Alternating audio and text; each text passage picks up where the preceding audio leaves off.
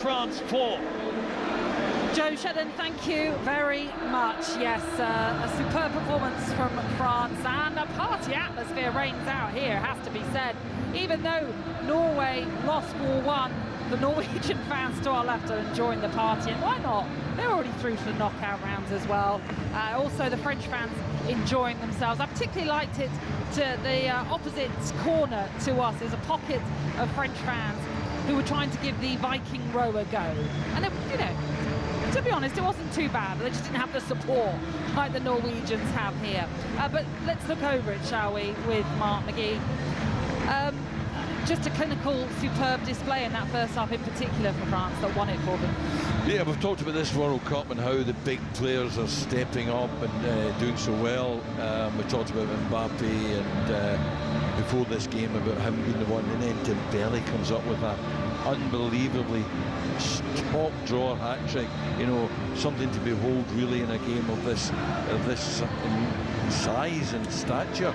Really, really fantastic. But you know, France, oh, you know, they look unstoppable. You know, I know we've got to discount the team that Norway played, but even so, fantastic performance. Do you think there might be any regret from Solbakken that he didn't try and go for this in a bit more of a head-to-head battle?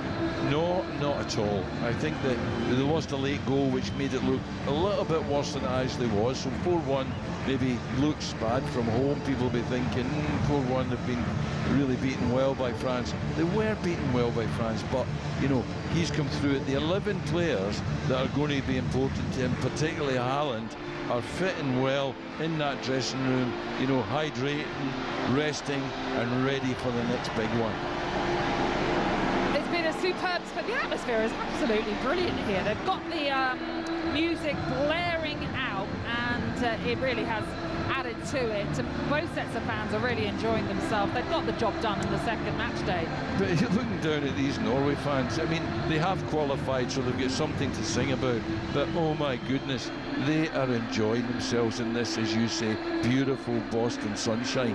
It was a superb game. It's been a superb day. It's been an absolute privilege to be here and witness these great players. And, you know, now they go on, both Norway and France, to the next stage and the bigger challenge. Both sets of teams heading towards the area where their fans are predominantly. That red wall, if you like, of Norwegian fans certainly showing their appreciation to their team, because certainly there'll be many fans that have travelled over that have never seen their side at a World Cup. And I think on the back of this, you know, stage, when they're going to the next game, I wouldn't be surprised if they're launching the longboats, you know, out of Norway right now and making their way across the Atlantic, you know, to support their team in the next round, because, you know, their team have done brilliantly. They know they've got more than they've had today, on, you know, to bring in. They know they've got an absolute superpower in Erling Haaland, and they know that he will be effective in the next round, so they'll be waiting for that. So, you know, good luck to them. Just on the Norway team we saw today, they sort of were a little bit better in the second half, but was that more because France took their foot off the gas a little? No, I don't think so. You know, they started the second half really well and put France on their back foot. You know, I think that Oscar Bob got on the ball, he started going at them, he jinking a little bit, he caused them problems, he won them a penalty kick. I thought that Asgard was excellent, you know. As I said, the guys at home in Glasgow can be very proud of his performance. I thought that Strand Larsen mostly did well. He kept the ball when he had a chance to keep it. Didn't always get good enough service, but I thought he was decent. What has been remarkable from this France campaign so far is I don't think we've seen a full 90-minute performance from them. If you go back to Senegal, which we were at, first half they weren't as dominant as they turned out to be in the second half. Likewise against Iraq, it took the second half for them to turn things around. And again in this game, it was more about the first half than the second for them. Yeah, they're kind of been surgical about it, aren't they? You know, they're taking, you know, the bits that they do. You know, that first, you know, Dembele wins in the game. You know, whatever happened in that last half hour or happens in the second half, the game is done and dusted when Dembele scores his hat-trick. You know, and from that point on, they would have quite liked to just blow the whistle and go home and get ready for the next game. But of course, you've got to play it out. So they've got to do that with a certain caution. They've got to conserve a little bit of energy. They don't want players getting injured. They don't want players getting booked or sent off. off. They don't want to overdo it, and I think they've done that well. They substituted at the right times, they substituted the right players, and I think the finishers, as we described, as Joe and I described them, I think that they did very, very well. Cherki coming on, I thought showed some great things and showing what a contribution he can make in a game that's 0-0 in the latter rounds, and they need somebody to kind of open it up or to cause a problem. Imagine bringing him on for someone who, you know, who's tired, and he can do that. Well, it has been a 100% winning start for France. Then 3 wins out of 3. It means they top the group, and they will be heading to New Jersey on June the 30th to take on, as it stands, Sweden in the round of 32. Norway secures 2nd spot. They likewise will be in action in 4 days' time when they take on the Ivory Coast in Dallas. And Senegal, what a performance they put in against Iraq this evening, scoring 5 goals in their victory. It means they secured 3rd spot, and it pretty much secures their place in the round of 32 as well. If you're going to save the best till last, that is exactly what Senegal have done. And of course, Mark McGee, it doesn't mean that Scotland are completely out, but it does mean their chances are growing, well, more slim, really, that they can make it, because they're now relying on plenty of other results to go their way, which isn't gonna, it feels as if it's just not gonna happen. But that was also true before the Senegal game. There's going to be ones that will go for them, and there need to be enough of the ones that go for them. So, you know, I'm not giving up on it yet. I really not. I'm not prepared until it's mathematically impossible to give up on it, you know, because you just never know. And the way that Scotland got here, there was a kind of luck about it, you know. They get beaten, you know, in Greece. They came back and they win against Denmark, and you think, oh my goodness, you know, how can we possibly be going on to the World Cup? But we did, and we're here, and you know, until we're absolutely out of it, I'm going to wait. Well, not to make things harder for you, but they are relying on Croatia, Algeria, who are in the top 8 as things stand, to suffer a big defeat in their respective games heading into the culmination of all the groups, plus also other results elsewhere to go their way. But we have an agonising wait, that is for sure. Before we get to the man of the match, just a quick bit of news from the England camp to bring you. Reece James anxiously awaiting the results of a scan on a hamstring injury amid fears his World Cup could be over, so we at talkSPORT understand. James will miss at least England's next 2 matches, so that rules them out of Panama tomorrow night, as well as the round of 32, which England are expected to reach. That after feeling the injury in the aftermath of Tuesday's goalless draw with Ghana. Of course, the injury is a bit of a nightmare scenario for Thomas Tuchel, because he didn't opt to bring in a recognised right back when Tino Livramento had to pull out of the squad on the eve of the tournament. As exclusively revealed by talkSPORT, of course, Jarell Quansah is set to start at right back against Panama in New Jersey. Just quickly, Mark, your reaction to that. I mean, Reece James, one of the unluckiest players when it comes to injuries. Absolutely, what a great player, what a shame. Yeah, Thomas Tuchel, you know, I think gambled a little bit there, and maybe he should have thought twice because of the lad's history, you know, in terms of injuries. So, you know, he'll have to improvise, but he's got good players to improvise with. They've got players that will go in there who have played that position before, and, you know, they shouldn't lose a beat because of that. They lose Reece James, of course, for his play, his brilliant play, but you know, they won't lose anything defensively because they have to change that. A blow, though, for Reece James, it seems, and a blow as well for England. But Jarell Quansah, it looks as though is going to be starting at right back then against Panama in New Jersey. Live on talkSPORT tomorrow night. Back here in Boston, though, it's time for us to pick our King of the Match with Burger King. talkSPORT's King of the Match with Burger King Burger Buddies. Total tournament satisfaction delivered by the experts. Order now on the BK app. I have a feeling I know who you're going to go for, Mark. Yeah, I am, of course, going to go for Dembele, but you know, Elise, Mbappé and Doué all deserve a mention, because during that spell when they won the match, Mbappé was outstanding. The way he was taking it around and playing it out to Dembele, the way that Elise was causing problems and popping up everywhere on the pitch to create a bit of chaos in the Norwegian and a bit of doubt in the Norwegians' minds. But Dembele, 3 goals of absolutely top quality. A pleasure to be here, an honour to be here and see it. Just fantastic. By the way, that hat-trick goal for Ousmane Dembele was the first at a FIFA World Cup to see all 11 players involved in the move.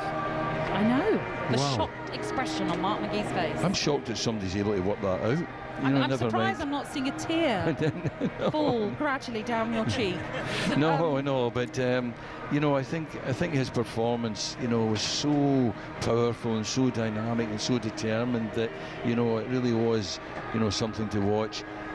What a great player. But any one of these four that we've mentioned, and when Cherki comes on and shows what a brilliant player he is as well. So watch out the other teams who have ambitions for this trophy, because this is some team. Absolutely.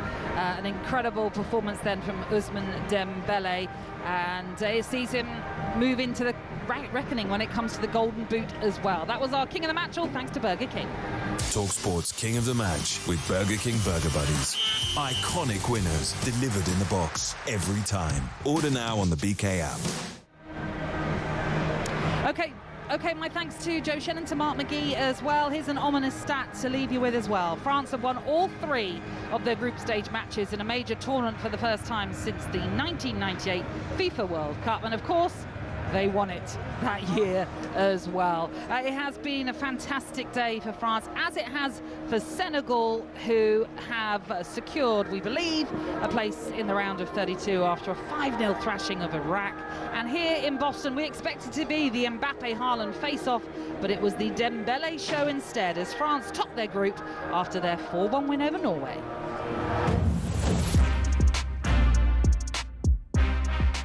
Dembele on the edge of the D! Oh, he's done it again! A glorious goal! Delightful from Dembele! Oh my goodness, unbelievable. Here come Norway straight away! And they make it 2-1! Who would have thought it? Tuchel Asgard! Dembele thinks about the curling shot, he gets it away! And gets his hat-trick! Norway 1, France 3! Senegal take the lead within 4 minutes.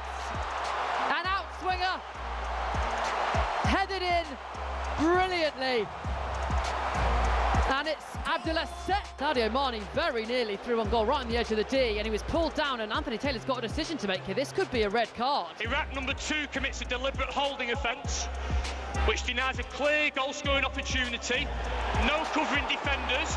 Therefore, my final decision is red card. Here comes the Senegalese edge of the penalty area is Diarra, and he goes for the curler and finds the top corner. Unbelievable. Then headed back, and the volley from the edge of the box is a brilliant one. And it's a 4th for Senegal, and it's Pat Gay again. Iliman Ndiaye. He's not been given too many minutes at this World Cup, but that is a thumping strike. Senegal 5, Iraq 0. There is the header in. It's another goal for France. It's Desiree Doué. Norway 1, France 4.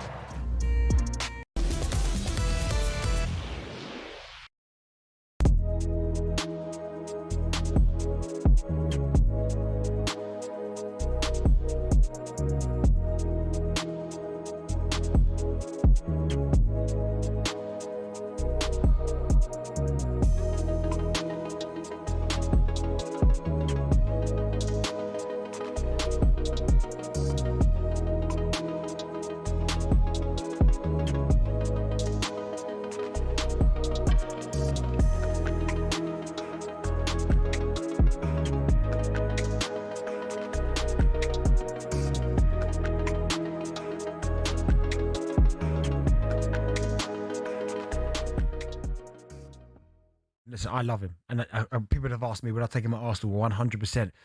But you look at the last 2 seasons, Real Madrid, and then you look at the last 2 seasons for PSG, the 2 Champions Leagues. They were chasing the Champions League for so long. He moves out, they win back to back. It just doesn't look well.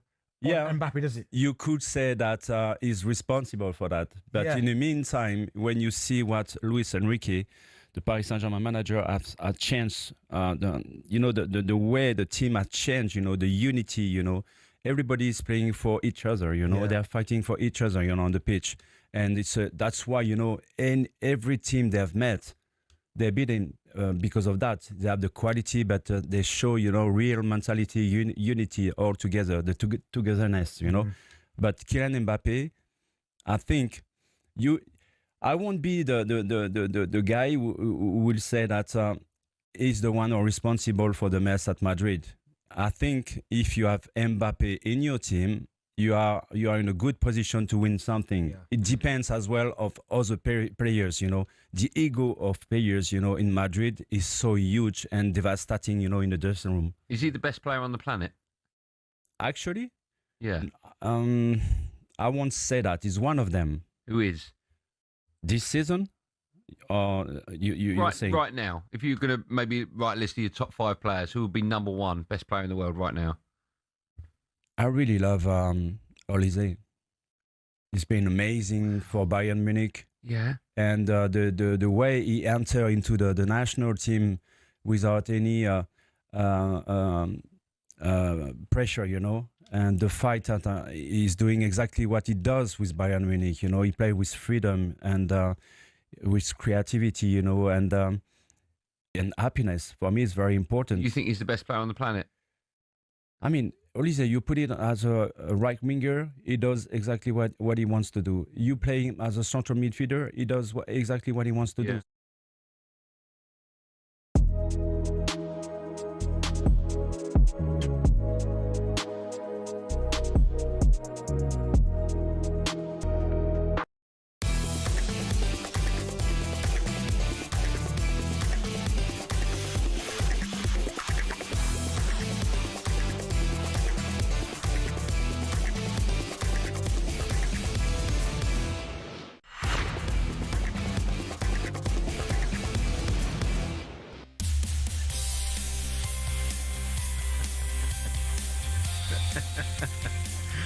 Oh, good evening. Welcome to the World Cup Game Day Sports Bar. Me, Jamie O'Hara. Over there, Jason Cundy.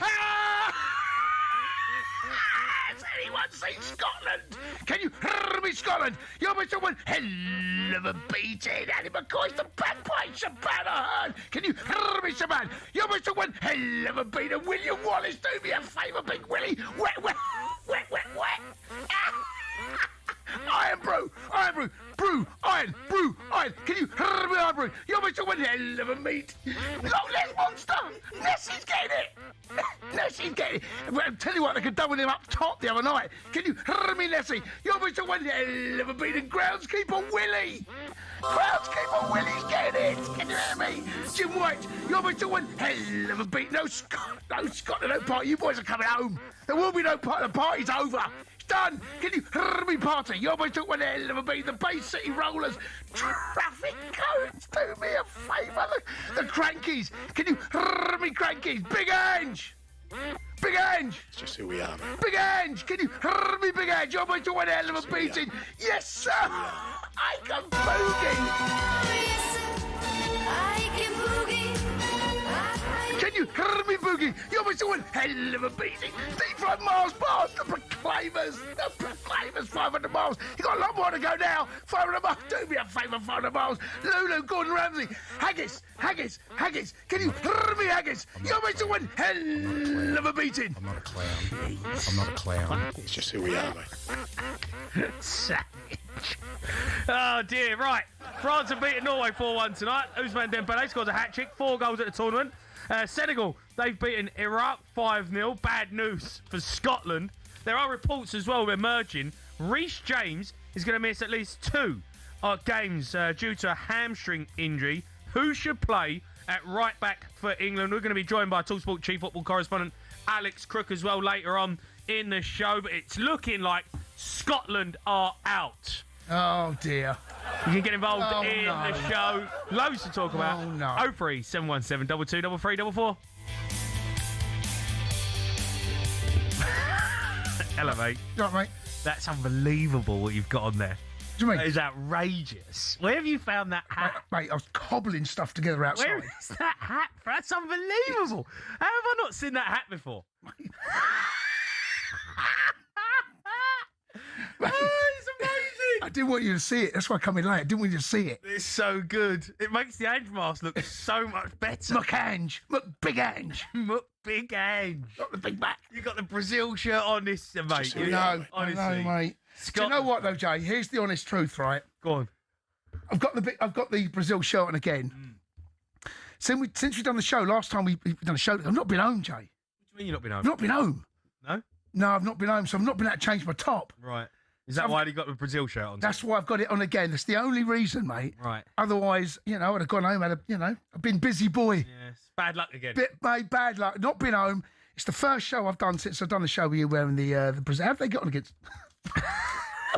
3-0. 3-0 getting pumped.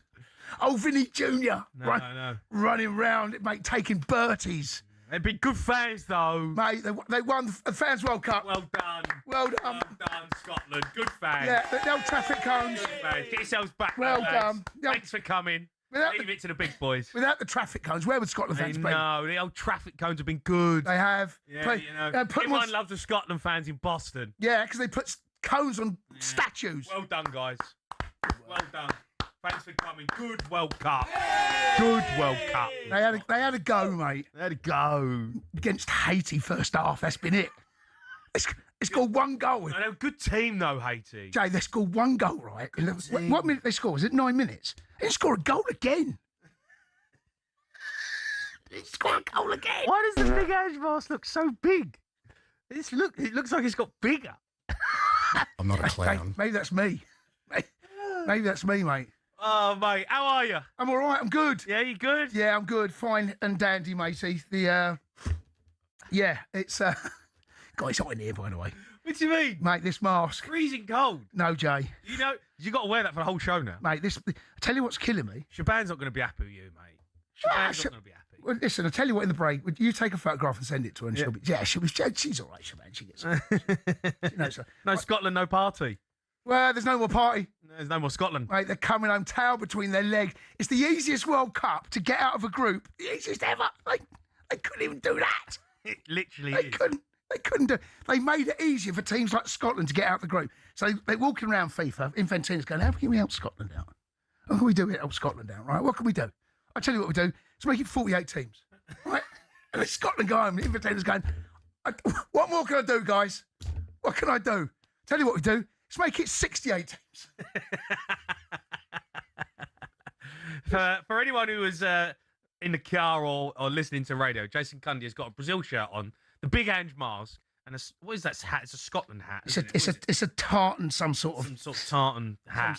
Some sort of tartan army, mate. They've been good. Mate, they have. I mean, they've done good.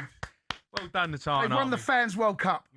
They've been excellent. Trophy for that. Out in Boston, mate. I've seen all the videos. They were sensational. Yeah, sensational. Yeah, the trouble is, on the pitch was poop. Yeah. Absolute guff. Absolute guff. Right, what do you want to talk about? Where do you want to go with this? Talk about Scotland. We can't talk about Scotland for 2 hours. Up until the break. Up until the break. What do you want to say? I mean, look, they've made a mockery of themselves. Steve Clark, mate, he's got a lot to answer for. No, I tell you the game, right? The game was Haiti. No, Haiti. Go and score more than one goal. By the way, Haiti could have got someone out of the game. That's where they lost it. Haiti. Go and score 2 and 3. No, like, what's up when they get there? What are they up to then? Like, come on, like, get out of the group. I know. Come on. Yeah, I see other teams. I see Ecuador, like last night. Good team. They are a good team, by the way. Good. Ecuador showed absolute spirit, showed balls, they showed like a real together. They're going to go after Germany. They're going to hunt them down, and they're going to play their game second half. They were nothing short of outrageously good. And I tell you what, if they play like that against second half, we play them, we're going out.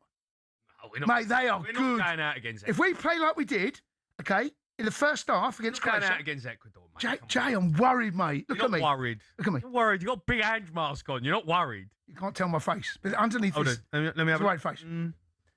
Yeah, I'm not a clown. You look worried. You look worried face here, mate. Well, Scotland have got. No, listen, like it's all. You know what? I think they've got. I don't know. I think they've got 1% chance of staying in.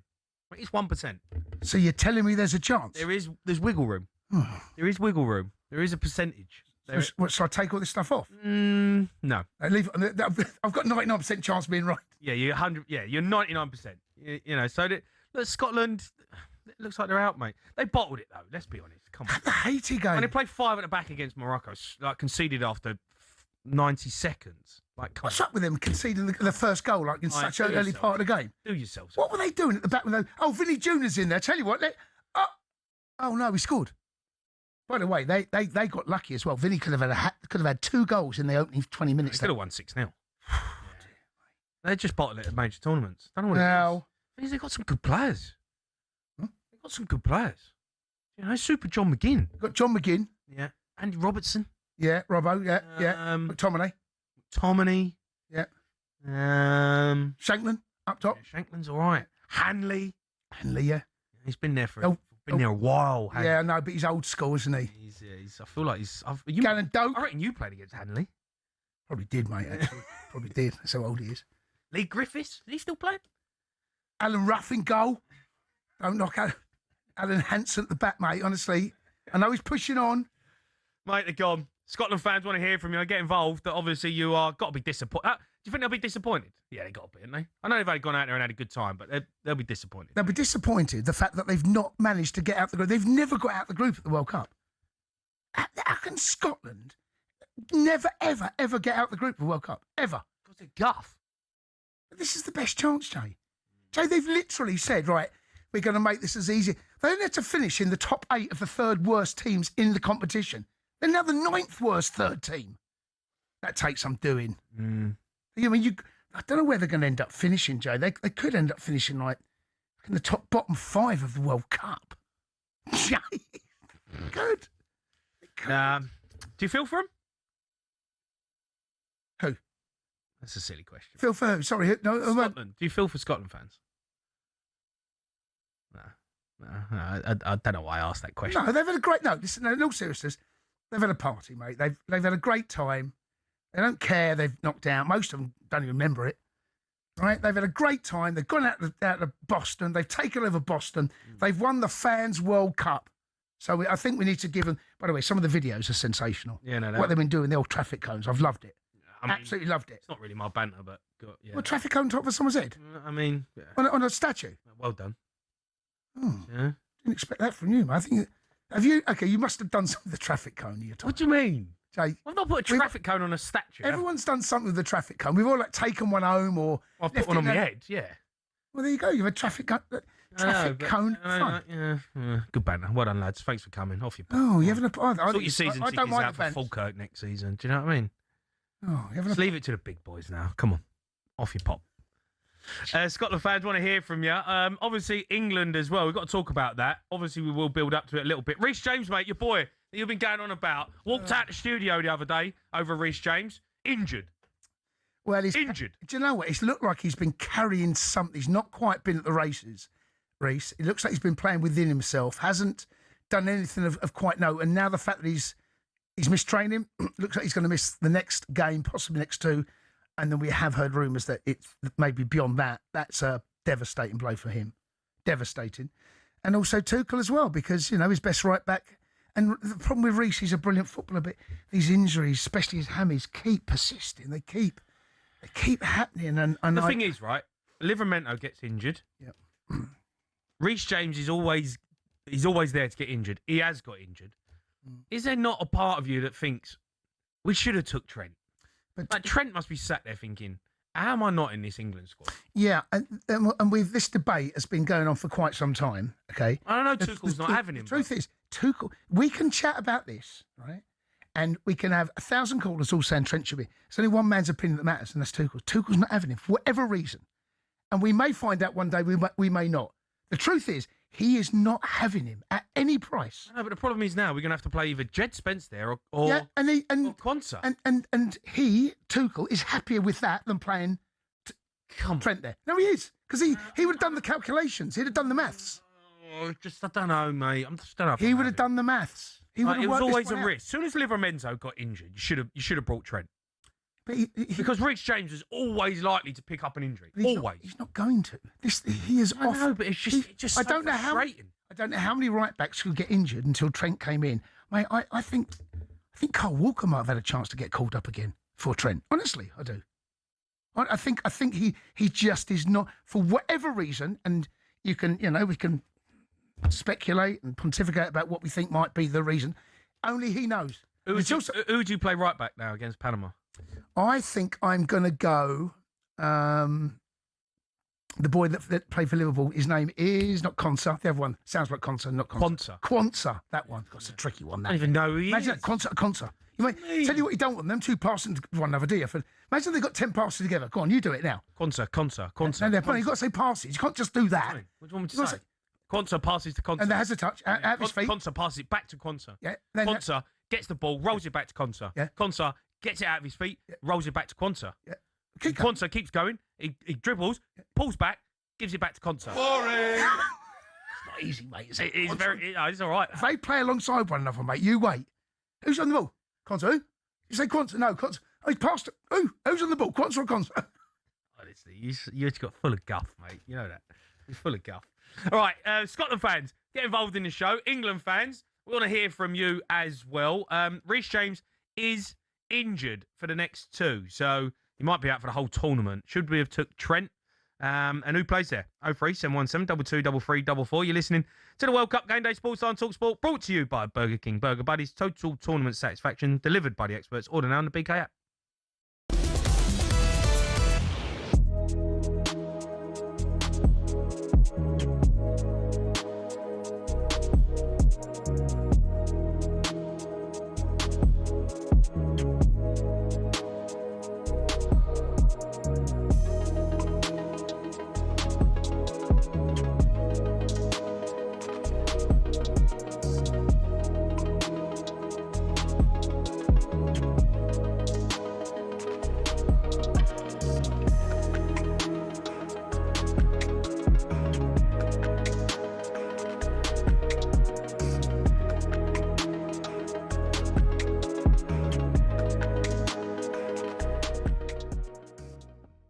Bent has been terrified all week about the Ghanaian witch doctor he slagged off. No, he did not. Supposedly putting a curse on Harry Kane and England's number 9, subsequently missing a sitter. Now, thankfully, the witch doctor, of course, lifted the curse. It's funny. Right, Now, there was a report in The Sun that you, Emmanuel, were cursed by a witch doctor. It's Senegal. Ignored it 2002. and got injured. Yeah. Tell me about that. Yeah, before the World Cup in 2002, no, after the World Cup, actually, because we went out very quickly, during the World Cup in Asia.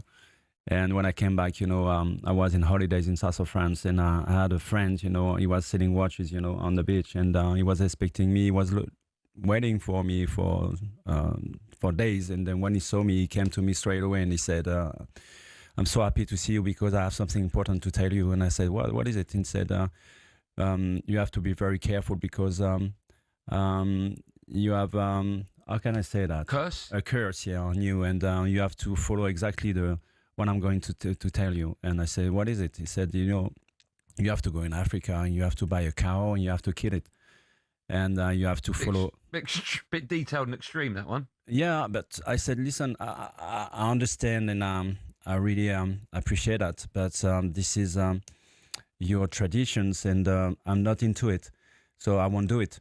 And 6 months later, I had to stop. But is it coincidental link? I won't say that, Oh, so what happened to you? You got injured? Yeah.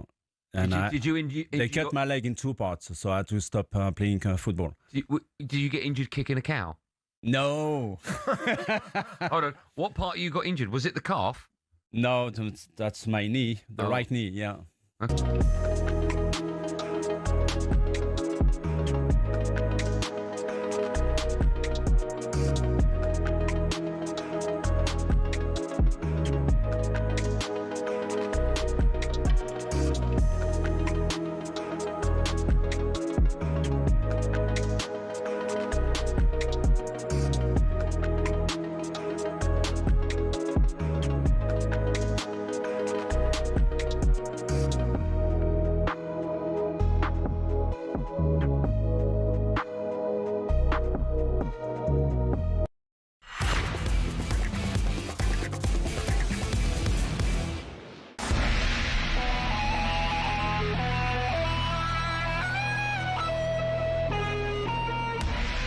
Hope to top the group tomorrow with a win over Panama. There's no better place to watch it than the talkSPORT fan zone at the SI Warehouse at Villa Park. Gabby Ag Bommenhall will be there tomorrow night. There's a free pint with every ticket. Head to talksport.com/fanzone now to get your tickets. We're taking your calls. 03717 22 33 Time now to hear some of your shared takes with Burger King. Shared takes on talkSPORT with Burger King Burger Buddies. Total tournament satisfaction delivered by the experts. Order now on the BK app. Let's go to let's go to Brian. He's a Hearts fan. All right, Brian? All right, Brian. Yeah, not bad. Right, matey. How you feeling, bro? Mr. Cundy, that Ange mask must be a really big, big mask to hide your big, big fat head. Unbelievable.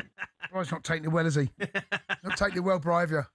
No, not particularly, because I really don't know what you thought you were going to get or what you were expecting. Scotland are ranked 41st in the world. Brazil are ranked 6th and Morocco are ranked 7th. What were you actually thinking was going to happen? Beat Haiti by more than one goal? Wait a minute.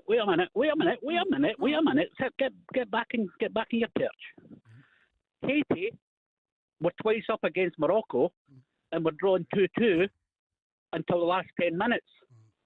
So that must make them, in my opinion, only my opinion, a decent team. Fair enough, we didn't score any more goals. We could have maybe scored more goals. But against Morocco, with an absolute stonewall penalty, I think you better go and feed your baby, because if your breasts are as big as your head, you'll maybe be able to give her some milk. Bry's not... Bry, come on, mate. Well, mate. Bry, come on. You not took it well, Bry.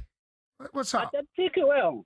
What's I that? did take it well. Look, I'm disappointed. Disappointed we never scored a couple more goals. No, you But should it's be only disappointed, mate. It's embarrassing.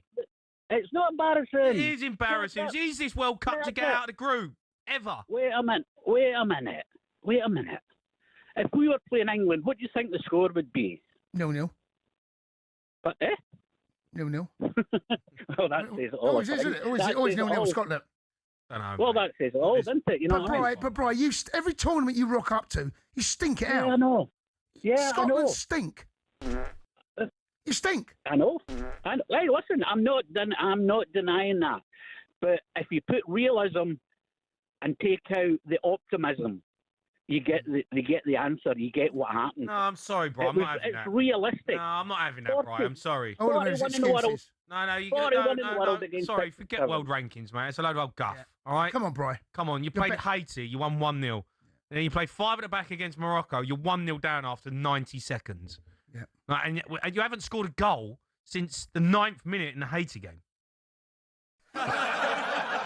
Like, come on. You've done all that work to get there.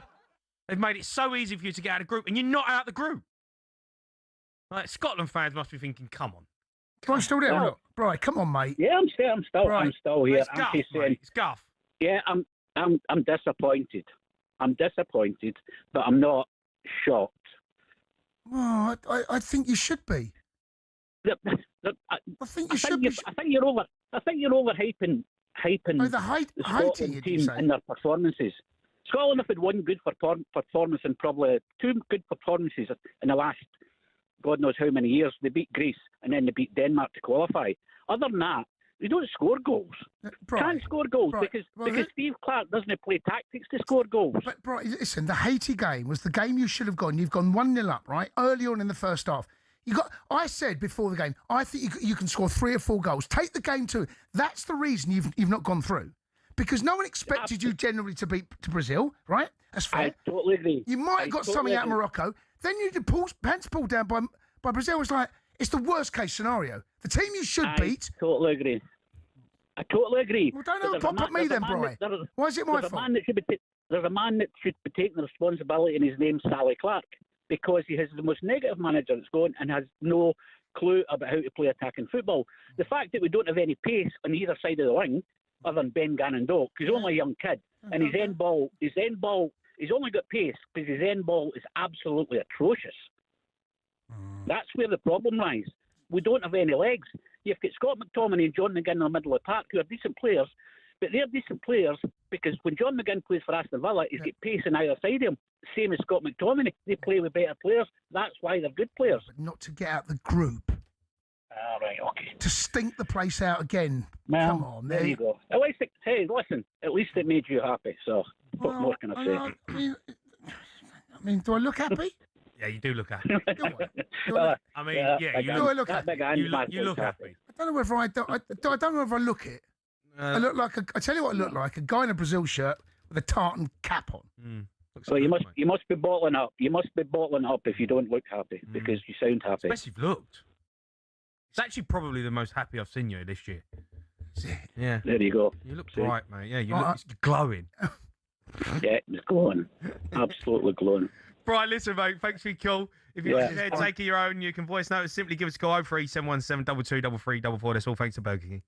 Shared takes on talkSPORT with Burger King Burger Buddies. Iconic winners delivered in the box every time. Order now on the BK app. Right, let's go to Fraser. He's a Scotland fan. All right, Fraser. All right, Fraser.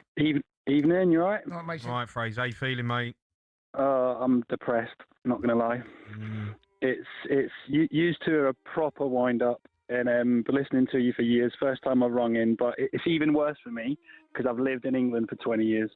Yeah. So I'm down south at the moment. I went up to Scotland with my son to watch the match, watch it at my parents' last Friday, and 70 seconds into the match, we're 1-0 down against Morocco. It's it's not great. You're spot on though. They've done everything they can to get us out of the group, and we're just shocking. We're just not good enough. The thing is, though, mate, I have to say, right, in the qualifiers, and I watched Scotland, you know, I thought you looked like a good team. Like I was like solid. But if you actually watch all of the games in the qualifiers, though, we scraped through. Belarus game, we scraped through. Denmark game, it's three worldy goals have got us through. We're just not good enough. What game that was? How have they given? The main thing is though, how have they given Steve Clark a 4-year contract on the eve of the tournament? Well, I don't know the answer to that. It's an absolute joke. Fraser, how old are you, Fraser? Why would you do that? How old are you? 41. 41. Your son's 20. 14. Your son's. I know you've been in England 20 years. I've been in England 20 years. What's your son's name? Leo. And annoyingly, you know what you're going to say. He's proper English. See, listen, do him a favour, Fraser, right? This is me now. Father, I'm looking in your eyes now. Do the right thing. Let him go. Let him go, Fraser. Come on. Let Leo go, mate. He still says we when he talks about Scotland. I know he does, but he feels sorry. He feels sorry for his dad.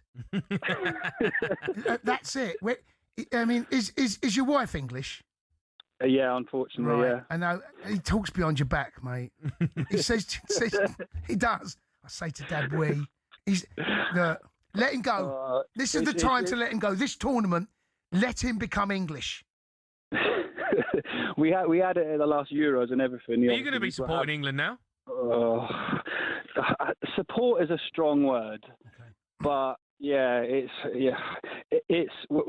I think I'm gonna, and then I listen to you lot winding up. So Scotland, they're out, right? Scotland are going out. England, it's a good question. Next game, right? Last minute, score a winner to go through, right? 2-1.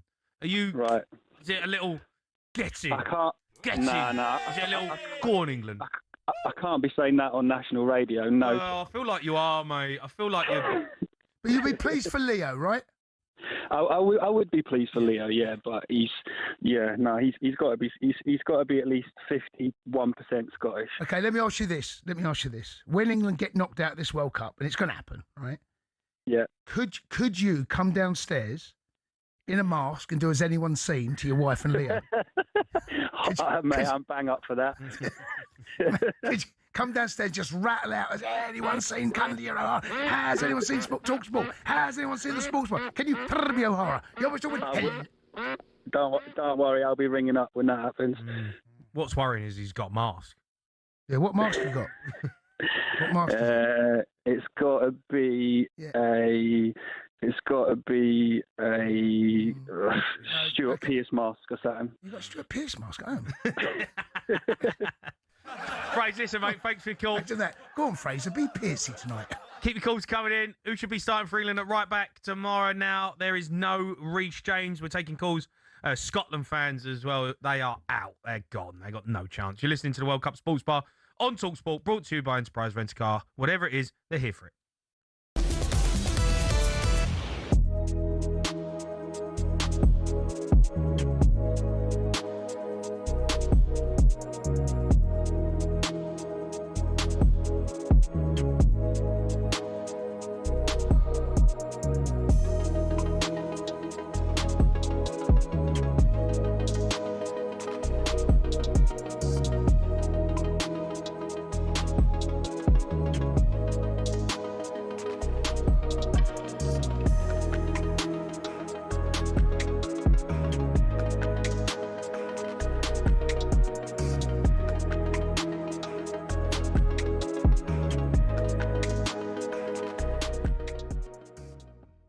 Manchester City have agreed a £116 million deal to sign Elliot Anderson from Nottingham Forest.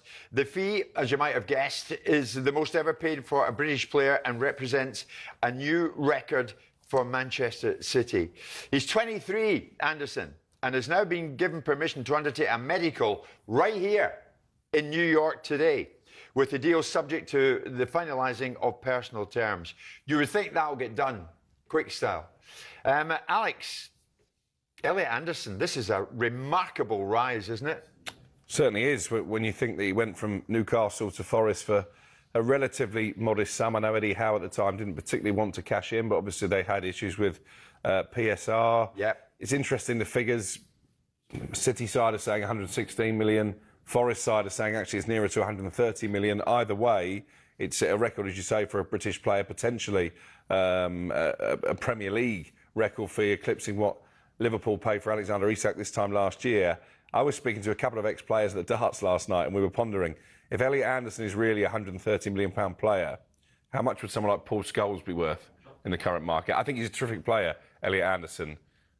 I'm not sure he's a £130 million player. Well, sure. He joined Forest, as Alex says, from Newcastle in a £35 million deal in 2023. So, not so long after that, we've now arrived at 116 million. Well, brilliant business for Forest. If I'm going to my chairman and I'm going to buy him, let's say, I've got my Manchester City head on, and the figure's up near 130 million, I would be very uncomfortable paying that sort of money for him. I think he's got a lot of potential in front of him. As he stands at the moment, he's a very good player.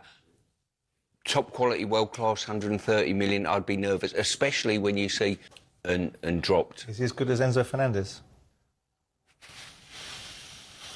I would say probably not, but... Is he even as good as Declan Rice?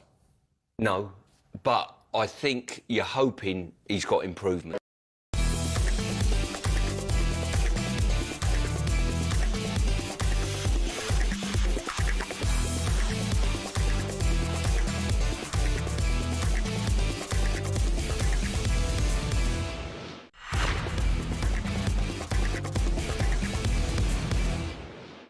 Win 26 grand in your hand, courtesy of talkSPORT Win. Yeah, you want a chance to win £26,000 tax-free cash to celebrate the 2026 FIFA World Cup. We're giving away big bucks. Fund your summer and enter right now. Head to talksportwin.com to enter for T's and C's. Keep your calls coming in. 03 717 22 3344. Let's go to Clive. He's an Ipswich fan. All right, Clive? All right, Clive. Hey, how we doing, gentlemen? It's lovely to speak to you all the way from America. Ah, bravo. Well done.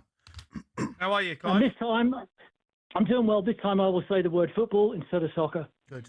That helps. Are you an England fan? I am dyed-in-the-wool England fan, 62-year-old, still waiting, but I think we're going to do it this year. I don't know. Right. Oh, come on, you have to do mate. so I've not much seen. more. Come on, that game. I don't know. Like, the Ghana just. I was right up for it, and then just the Ghana game took the stuffing out of me a bit. Well, fair enough, but here's the thing. Offense is the best form of defense, and where we may not have cut them apart, but we did well. Anyway, that's what I'm calling, gentlemen. Go on. So I have a question for you, because you two are experts. You say that. We've got 12 groups, right? Yeah. 3 of them are home nations, and that leaves who get through. But the problem, as I see it, is that once you take the 8 going forward, there should be 1 versus 3, right? Best seed against the 3rd seed. But once you take the 3 out, there's only 5 that get to play against the so-called lesser teams. So here's the deal. If Spain were ranked first going into this, how come Spain don't get to play a 3rd ranked team? Clive? Yeah. I think you found the wrong show, mate. What do you mean, on the wrong show? Well, I just, Cundy sat here with a Brazil shirt on and a tartan hat, and you're asking him about seedings. Just don't know if you're gonna. I just don't know if you're gonna get the right answer, mate. You know. Well, I thought you two were expert, and it is talk. Where did you get that isn't it? from? What made you think that we're experts? Yeah. What part of our show has ever given you an impression? Well, because you always have an opinion, and you're apt to tell people that they don't know what they're talking about, which therefore assumes that you know what you're talking about. Yeah, I know, but there's limits, mate. There's limits. You brought maths into this conversation. Okay. I feel uncomfortable. As soon as you start saying 3C to play that, and I've not. Here's another piece of perspective. Did you know that Scotland will finish in the top 36? Of what? Of what? And there are 206 nations in the world, so they actually finish in the top 17%. So they've improved. If you looked at the Premier League, they've improved. If you look at the Premier League and said, what's the top 17%, then you get finishing in number 3 or number 4. So to my Scottish friends, that's not actually that bad. So it's been a good World Cup for the Scots, that's what you're saying? I think if you look at, all the nations that get there, of course they could have played better. Has it been a good World Cup for the Scots? It depends on your perspective. I'm asking you, what's your perspective? I'm saying that I think they punched above their weight. Has it been a good World Cup? Clive, do you work in numbers? I think it has been a good World Cup because if they'd have come in based on where they stand in, they shouldn't have even finished. So they maybe even shouldn't have got in there. Good percentage from Scotland. Did they win the percentage World Cup? I think they did, mate. So they won the top 17%. Exactly. Could they win the percentage World Cup? Is that possible? By your algorithms?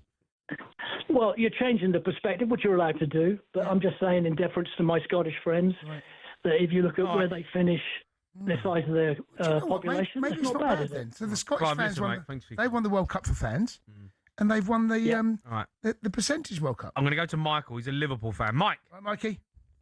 Hello, mate. How you doing? I'm right, Mike. You okay? Yeah, good, thanks. Lads, I've had a bit of a nightmare.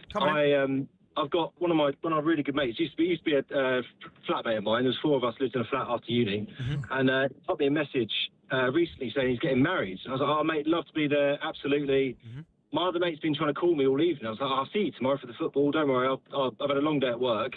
Realised the reason he's trying to call me is because the wedding's tonight, not Sunday, and it finishes at midnight. I'm trying to race back to Richmond to make it in time. You've missed the wedding. The excuse that I'm using? I've missed the wedding. So what are you turning up for? You're turning up for the reception. I was only invited for the reception, so all his family were doing the wedding. Nah, you know what, mate? You weren't part of the big day. Do you know what I mean? You weren't part of it. Is he really your mate? Is he really your mate? He's a good mate. He lives in Canada now, so he's. I've not seen him for 5, 6 years. So you lived with him? Yeah. And he's only invited you to the evening. Yeah. So there's all the old housemates are going in the evening. So I'm going to turn up with 15 minutes to go. Sorry, maybe I'm being thick. When is the wedding? Is now? Well, the wedding was today. The reception's now. Yeah. Where's the problem? You missed it. Well, no, it's going on until about midnight. So I'm going to be turning up with about half an hour left to go. Do you know what I'd do, mate? I'd turn up and just say... What excuse do I use? Say I was at another wedding to a mate who invited me to the day. Oh, good show. Bigger role. Usher. You can't turn up with half... I mean, where is the wedding? You say you want to get back to Richmond, right? In Surrey. Richmond, Surrey, yeah? Yeah. Where's the wedding? It's in Richmond. I'm in Godalming. So I'm going down the A3 now. Oh, turn around, mate. Go on. Yeah? No, go on. You're going down the A3 to get to Richmond? The vision is, I'm sober. I could be driving everyone to the after parties after. No, go on, mate. Mate, listen. Just say you've had a puncher. You don't say you've had a puncher. Just say you've had a puncher. No, you can't have that. No, tell you what you do. Go on the internet, find a photograph. So the photograph looks like it's like a late at night.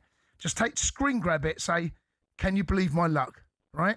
Send that, turn around, go home, go to bed, no one's going to care. And listen to the sports bar. When you get in, listen to the sports bar. He's halfway there. No, he's not. I know where he is. Whereabouts are you now on the A3? So I'm at that slow point at 50 miles an hour. No, wait, so it goes into 2 lanes? Yeah. Turn round. turn round. I know you are. Turn round at Tolworth. Go to Tolworth. I need a proper excuse for tomorrow. Go to Tolworth. Turn round. Go back, mate. Honestly. No, you've heard it here. Good M&S. Good M&S there. Yeah. Get dipped in. Go with the M&S there. It's a good shout. Do you know what? It's not a bad shout. That just get yourself home. Pick up a bottle of wine from M&S, a sandwich. Get home. Keep the sports bar on. Go to bed, and just send that. Make sure you send the photograph though of a flat tyre. Oh, good shout. Right. Cundy, we share a barber's, by the way. Where's that? Well, I mean, not recently. We haven't. Are you sure? I don't know if you do, mate. Have you seen his hairline? I ain't been to the barber's for about 3 months. It used to be good. He was the one in Molesey by Hampton Court. Yeah, I still go there. Yeah. Well, I don't go there at the minute. Don't go there, mate. The main guy's over in Chelsea now, isn't he? Do you know what, right? So I walked past there. So I told the guys in the barber shop I'm having a hair transplant. Yeah. Right? I told them. And then I walked past there. It was sometime last week. And I've got clippers, so I'm keeping it short, right? So I'm clipping it. And he come out. He said to me, "Hey, when you coming back?" And I'm like, "I'm clipping it. Don't worry. I'm going to come back when it grows. Don't worry." He got the hump with me. Yeah. What's he going to do with this? It's like... There's not much you can do. There's a little bit of... Look. Let's have a look. Tell you what, mate. Yeah, fluff, mate. Tell you what, there is encouraging signs. Jay, look. I thought you got scammed. Jay. Looks all right. I don't know whether to grow it now. Look, there he is. Mate, the old hairline's back. Let me put the old... Yeah, protect it. Get that hat on. Get that on. All right, keep your calls coming in. 03 717 22 3344.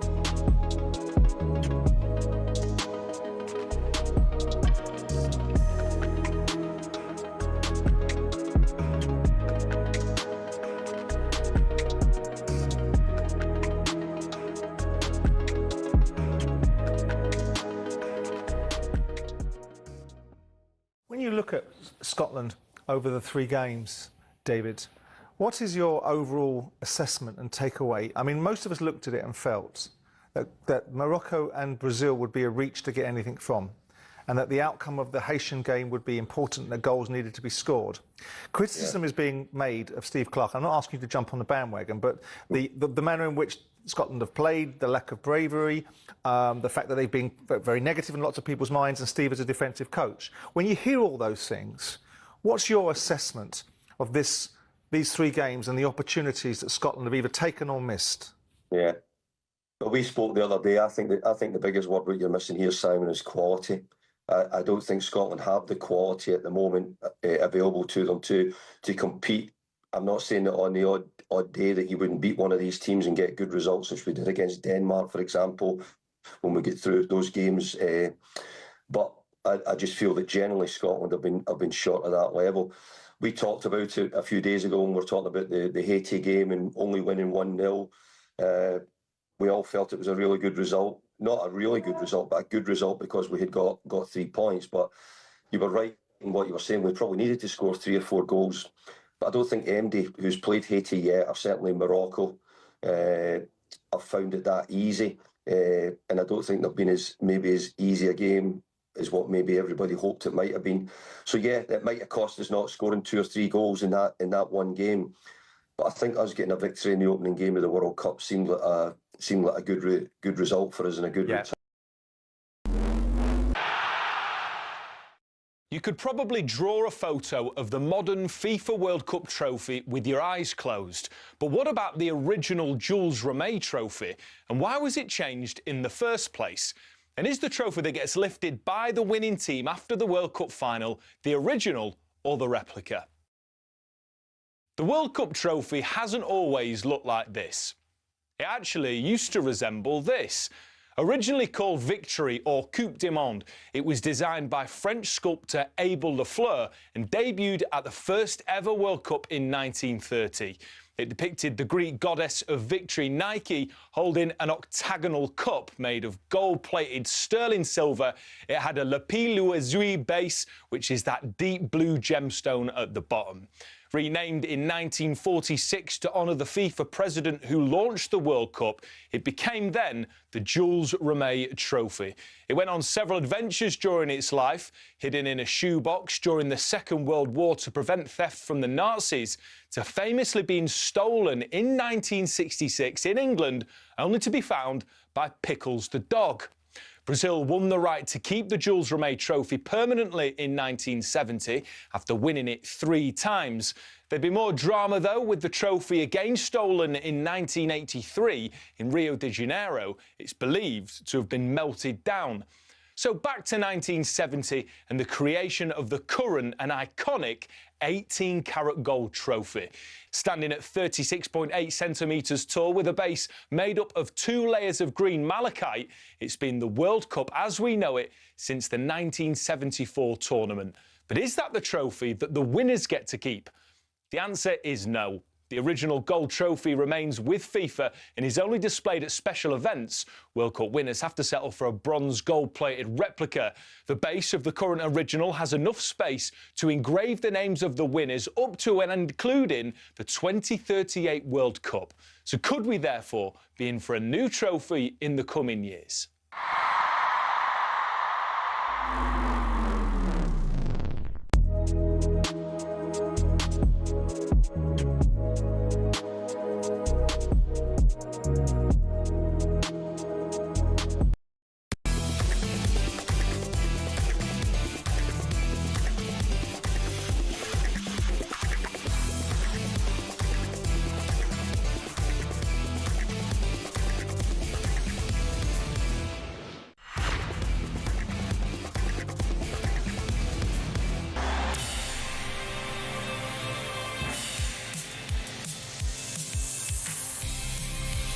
Yeah, good evening. Welcome to the World Cup Game Day Sports Bar. Me, Jamie O'Hara, and Jason Cundy. Reminder, we have a brand new Sports Bar podcast. It's available now, featuring all of the best bits from the show. Still to come tonight, we're going to head over to New York as we get all the transfer latest. talkSPORT chief football correspondent Alex Crook will be joining us. We'll also be hearing from England manager Thomas Tuchel ahead of England's group game against Panama tomorrow. It's live on talkSPORT, but we are continuing your calls. Let's go to Jack. He's a Chelsea fan. All right, Jack. All right, Jack.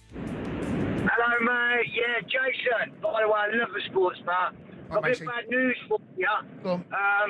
If Austria beat Algeria by 2 clear goals, that gives them a -4 goal difference with 3 points, which elevates Scotland into 8. Yeah. Good team, Austria. I know. Algeria, good team as well, though, mate. Isn't there someone else that's knocking about? I mean, and they're Belgium or someone as well. Yeah, There's I mean, a few other teams, there's mate. a bit more to that. Cape Verde. Yeah, don't knock the Verdes, mate. Yeah, but the thing is with those two, if those two don't do well, they go out of the lower positions, and then the teams in their second place drop down, and they end up below Scotland. But if Ghana beat Croatia by 5, same thing happens, which ain't going to happen. But Austria, good team. I know, Jack, but it ain't happening, is it, mate? It's not happening. They're gone. I'm worried it might happen, though. Do you know what I mean? Yeah, I'm worried. I think the percentage it's gone into like below single figures now. I mean, Belgium, they just need a point against New Zealand, don't they? Yeah. And there's all sorts knocking about, mate. They should have got the Cape Verde game is where they've absolutely, and also to capitulate against Brazil, give them a goal. You know, I know Brazil was tough, but it's the 3 goals. Had they got beat 1-0 by Brazil, they'd be in the hunt. They're still in the hunt, but they're not. I'm not Scottish. They make it too easy for us. You know, it's too easy because all they've got to do is score a couple of goals against Haiti, not give away goals against Morocco and Brazil, and then it's easier said than done, though, mate. When the big boys at the big tournaments, you know, they're just not there, are they? Scotland, apple crumble. But I think we'll be all right. But I'm a bit worried about Ecuador. We might end up with them, and they're a bit like Ghana. They're big lads, big tall fellas, and we didn't get nothing when we was swinging that ball in the box.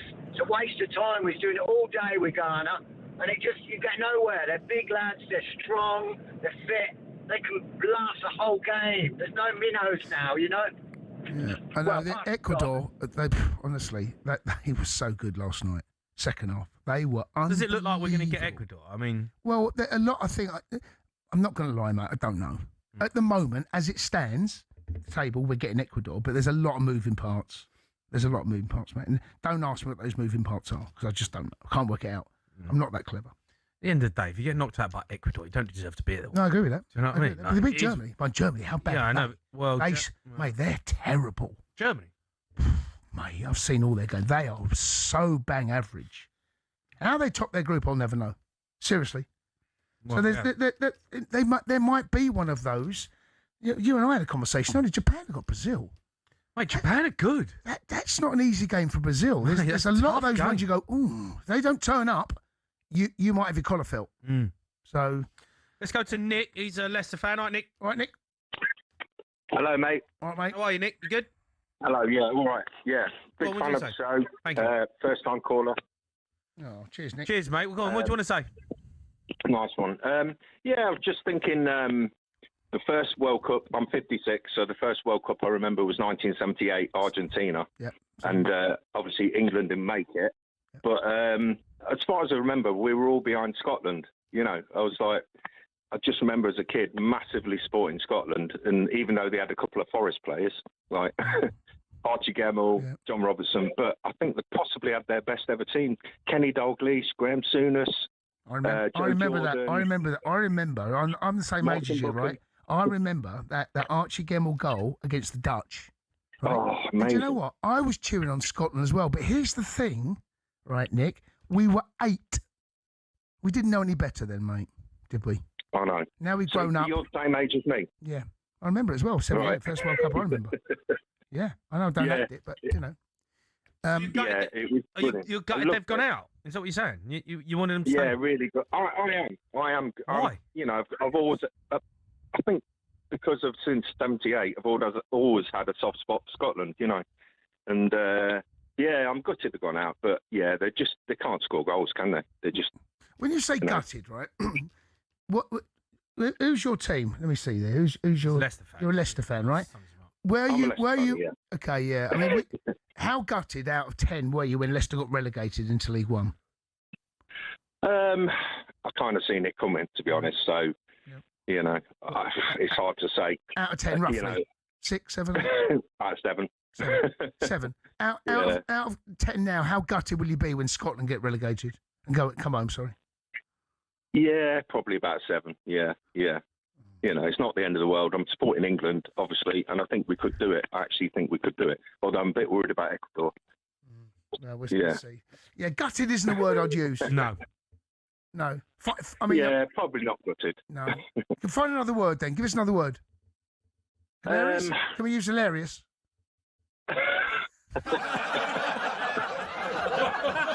No. All right, Nick, listen, mate. Listen, thanks for your call. Right. I'm going to go to Colin in the shed. He's a Man United fan. All right, Cole? All right, Cole. Colin? Cole. Colin? Hello. All right, mate. How are you? I'm pretty good. It's wonderful to talk to two experts. Well, good experts, mate. We know our stuff. Oh, unbelievable. When it comes to maths, you're unbelievable. Yeah. Jamie, we agreed about Reece James had 2 bad games, and I think it could be good for England. But I'm not playing Conser on the right hand side. I'm playing the Tottenham lad on the right hand side, switching from right to left. He weren't good at left back the other day, I have to say, but it weren't really a type of game for him. I think. Listen, I don't mind Spence at right back. I don't. You know, he's athletic. He'll get up and down. You know, Reece James looked like he's been carrying an injury. If I'm honest. Yeah, he couldn't cross the ballot paper. It was absolutely awful, which we agreed on. But here's my point: if we put Conser on the right hand side, he's not going to get round the back to help Saka. No, who is likely to play. But then we got to play Stones, who looks like he's carrying an injury. I don't care what anybody says; he don't look fit. And our alternative is Burns. You're having a laugh, aren't you? Burns, come on, and What do you mean? We're not going Rice to play Dan Burn now, are we, mate? What do you want about? Well, if Stones isn't fit, the only other centre half we got is Burns. Yeah, but what do you mean? We've got Gay and Conser. Yeah, but we've got Conser on the right hand side. If he doesn't Quanta. play, Quanta and Consa. Right? There's a Quanta. Yeah. You've got Chalobah as well. Well, I don't think Chalobah will play. But the other injury issue is obviously Rice. And my fear is going to play Henderson. And God help us. I mean, he's not going to create anything. I know he's going to be in the front. But what makes you think he's going to play Henderson, mate? Well, I don't think he's going to play Mainu. I think will give us a little bit better going forward. And I just think that Henderson will come in. He likes Henderson, and we know because he wouldn't have gone otherwise. And Rice is carrying an injury, so he's not going to bring him on for this game. He's carrying an injury. He looked like he's got a back injury actually, rather than Colin, can I get the team that you fear the most? So if you're, what's the team that you think that Tuchel could play? You fear the most that could happen. Well, if he plays Henderson in the middle, right? Henderson. Who's the right back though? Well, the right back, I think Conser's going to go out onto the right, and okay. I don't think he's going to help us. Right. Who's playing centre halves? Well, Stones, if he's fit, but otherwise it's Burns, and God help us if he's playing Burns. So Dan Burn, right, and Mark Gay here. Yeah, Mark Gay he's left got back? to play him. Who's left back? Well, you've got to play this Nico. You've got to play Nico. But what's your fear in midfield now? Well, midfield, I would play Mainu, and I would play Anderson, and I would play Bellingham in the middle. And if he's fit, then obviously on the right-hand side, we've got to play, Barcelona, Man United, Rashford, and Saka. We've got to start with those guys. Put Panama under pressure. Score some goals, and then make some changes. And at the moment... Carl, are you watching it in the shed? Have you got your little shed? What are you doing? I know you're in the shed all the time. Are you watching England games in the shed? I'm listening to the England games on talkSPORT. I do watch some of the games, obviously. But you're in the shed, are you, for the World Cup? Oh, yeah, absolutely. It's a bit hot. Is it hot in the shed?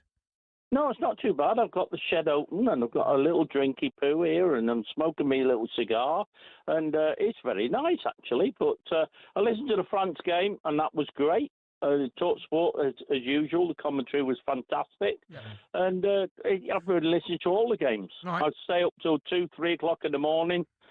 And, it's brilliant. Right, Carl. It's great coverage. Cheers, mate. Cheers, Carl. All right, we're going to be getting all the latest transfer news. talkSPORT chief football correspondent Alex Crick joins us from New York. You're listening to the World Cup Sports Bar on talkSPORT, brought to you by Burger King Burger Buddies. Iconic winners delivered in the box every time. Order now on the BK app.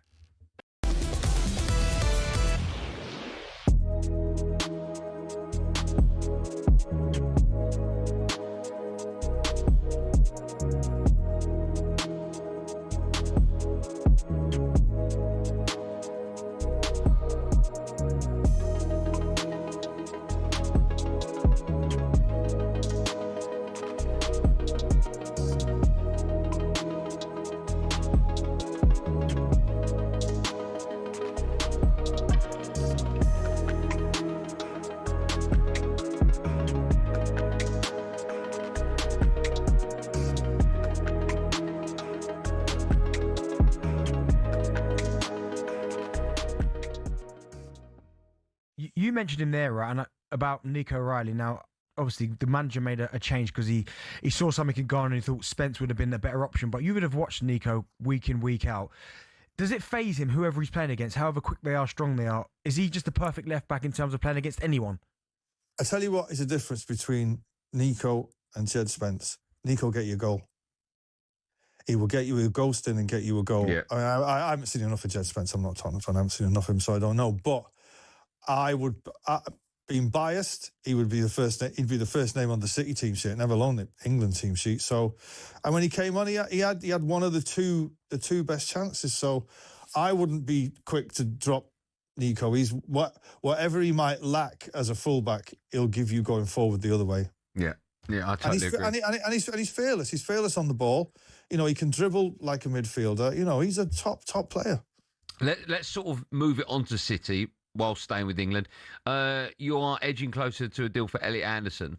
And I said before the window opened, if United could buy one player that would be gettable, it would be Elliot Anderson. I'm not too sure about the price tag. I don't know what that's going to be. I know Forest have already rejected a deal worth about £121 million. Your views on him? Are you excited by the prospect of him being a City player?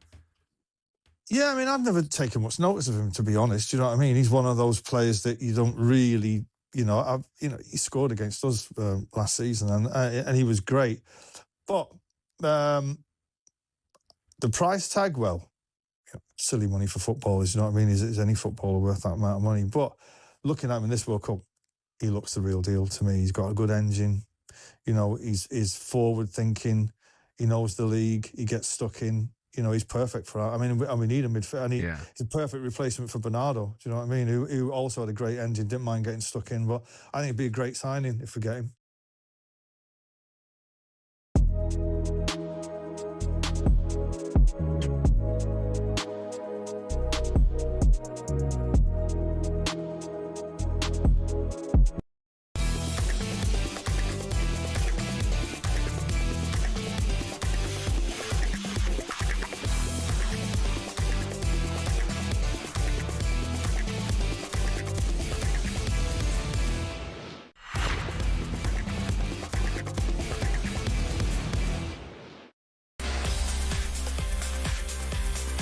You're listening to the World Cup Game Day Sports Bar with myself, Jamie O'Hara, and Jason Cundy. Remember, talkSPORT is now available to watch live in more places than ever, including on Samsung TV Plus. So make sure you're tuning in for our wall-to-wall coverage throughout the World Cup, the Samsung TV Plus for talkSPORT and all the sports you know and love. Just watch. Right, let's bring in Chief Football Correspondent for some transfer news. Alex Crook joins us. All right, Crookie? Okay. Evening, boys. How you doing? I'm all right, matey. How are you? You're looking good. Dapper. I'm good, mate. I mean, I'm loving life over here in New York, but still keeping the Texan vibes with the old cowboy hat. Yeah, man, looking good. Look, let's turn our attention away from the World Cup for a bit, because there is some big transfer news. Elliot Anderson, 116 million is about to be done to Man City.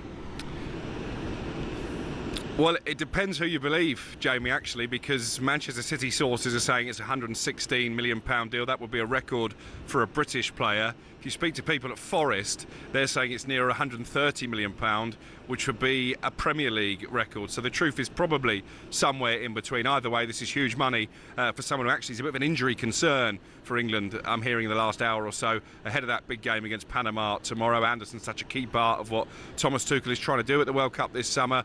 Obviously had a brilliant season at Forest, helped them to the latter stages of the Europa League. The people I feel sorry for here are Newcastle United, because they sold him for a relatively modest sum because they were trying to battle PSR restrictions. No sell-on clause in that deal, so they've missed out on a fair few quid following this move to Manchester City. I don't know, maybe I'm wrong, but £116 million feels like a hell of a lot. I know Declan Rice, he went from West Ham and he's been worth the money. Nottingham Forest selling a player for 116 million quid feels outrageous. Well, I think you've got to give Evangelos Marinakis some credit here, because he was determined to get as big a fee as possible. Obviously, this time last year, it was Tottenham coming in to try and trigger Morgan Gibbs-White's release clause. He ends up signing a new deal. I'm told these negotiations were handled personally by Marinakis to such an extent that actually even Anderson's agent at times was out of the loop in terms of the conversations that were taking place. So he's a ruthless man to do business with.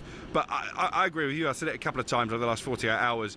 When I was a kid, it was all about strikers going for big money. But we've seen a trend, haven't we, in the last couple of years, kicked up by Moises Caicedo when he went to Chelsea. You've mentioned Declan Rice, Enzo Fernandez might end up at Real Madrid, where those central midfielders all of a sudden are a precious commodity. Indeed. Arsenal are in for Bruno Guimaraes, apparently. They've been interested in him. He's been linked with a number of clubs. Look, because they're the champions, right, there must be a very attractive offer. Yeah, absolutely, and the sense I get is that Bruno Guimaraes is very open to this move, despite the fact Newcastle are telling his suitors he isn't for sale. There's been a verbal conversation via intermediaries, Arsenal expressing their interest, and the latest we have at talkSPORT, we've reported it on .com over the last half an hour or so, is that Arsenal are now considering a formal bid for Bruno Guimaraes. This is shaping up to be quite a difficult summer for Newcastle. They've already sold Anthony Gordon to Barcelona, albeit for £70 million. Sandro Tonali is the subject of strong interest from your old club, Tottenham. There's talk of Lewis Hall to Manchester United potentially, and Tino Livramento, who of course had to pull out this World Cup injured at the last minute. He's got interest from Manchester City. So for the second summer in a row, Eddie Howe is struggling to keep his top players. Jeez, he really is. Look, just on Tonali to Spurs, Crookie. I mean, how realistic is this, or is this I feel like it feels like a bit of a stepping stone for another club to come in for him, and we're just like the starters. Potentially, and that happened, didn't it, with Eberechi Eze last summer when he went to Arsenal. So I understand your trepidation with that one. I am told that he's been offered a salary well north of £200,000 a week by Tottenham. So this is maybe a change of direction, because we know Daniel Levy was a very frugal operator. They did promise when Levy left, didn't they, the Tottenham owners, that they would prioritise sporting success. That's a lot of money for Sandro Tonali to turn down. But equally, if Manchester City, who also like Tonali, come in, then he'll have a big decision to make. You made the point there. Bruno and Tonali both leave. I mean, that you rebuild midfield. I mean, that's a lot. That's a big job. Are they linked with anyone? Well, there's talk of Felix Metscher, who's playing over in the World Cup for Germany at the moment, but his release clause is quite significant. It's in the €85 million ballpark, so I'm not sure how serious that is. I think what we're going to see from Newcastle, and we've seen it a little bit already with some of their targets, they're going to try and invest in up-and-coming young players. So, you know, they're not necessarily going to spend £70 million on a ready-made replacement for Anthony Gordon. They might spend £40 million on someone who's at the start of their journey and has got potential, but that comes with difficulties, doesn't it, when you come to adjusting and acclimatising to the Premier League. Eddie Howe must be sitting there thinking, what can I do? I know. I mean, every season. It is every season. Like, them owners come in, you know, multi-billionaires, and can't spend it. That's the problem with... Can't spend the money. You know, how do you think they feel? No, well, there was time when Jordan speaks about it often, saying they missed the boat. The window's shut behind them, and unfortunately for them, and Villa, by the way, I just think that... Do you think, Crookie, there'll ever be a world in which this ends, that we do decide that financial fair play actually does hold back clubs, and it does favour the wealthiest, or not?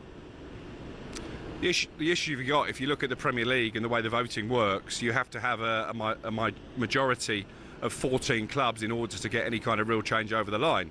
What that means is you've got the historic Big Six clubs who are always going to be in a position to block it. And you're right, for me, I understand the principle of PSR. Jamie, you were in that Portsmouth team that got to the FA Cup final, ended up going into administration and plummeting down the leagues. It was brought in to stop that happening again, but I think what it's now become is a closed shop. They don't want teams like Newcastle and Aston Villa, these big clubs, gate-crashing the Champions League.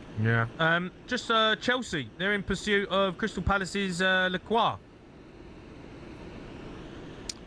Yeah, again, I think this represents a little bit of a changing of the guard for Chelsea. I think they realise that they need a few more experienced heads in that team, particularly defensively. It's a move that will be driven by Xabi Alonso. Of course, they've lost Marc Cucurella to Real Madrid. There's interest in Malo Gusto, who I'm told they value at £75 million. So it's going to be quite a big rebuild for Chelsea, but he's proven in the Premier League. Lacroix, I thought he was excellent for Crystal Palace. They won the Conference League last season, the FA Cup the year before. So I think this will be a good piece of business for Xabi Alonso and for Chelsea. Crookie, any other business that we haven't touched on yet you feel was worth mentioning? Well, I wanted to ask you boys about Scotland. I'm sure you've been wading in, but I got a brilliant analogy from a friend of mine, Luke, who's listening over in England right now. No, we've not. No.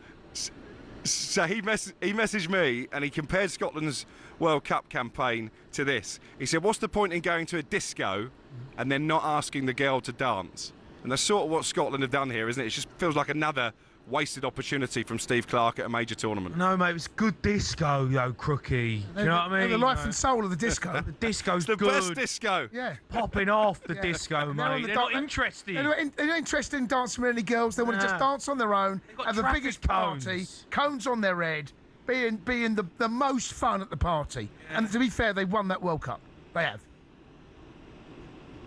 But they've gone home long before they've called last orders, haven't they? Yeah, I know, mate. Crookie, how is it out there? What's the atmosphere like? Obviously, we're watching it on telly over here, and it looks brilliant. Crookie's not enjoying it. You can tell his face. No, I'm struggling, boys. Honestly, no, we're having a blast. You know, I've got your producer Ryan. I who's know. looking How after is he? me, showing me a. I've taken him under my wing. Don't worry. I'm giving him the full Crookie tournament experience. Have you? But listen, Texas was brilliant. You know, we loved it over there. New York is a different vibe.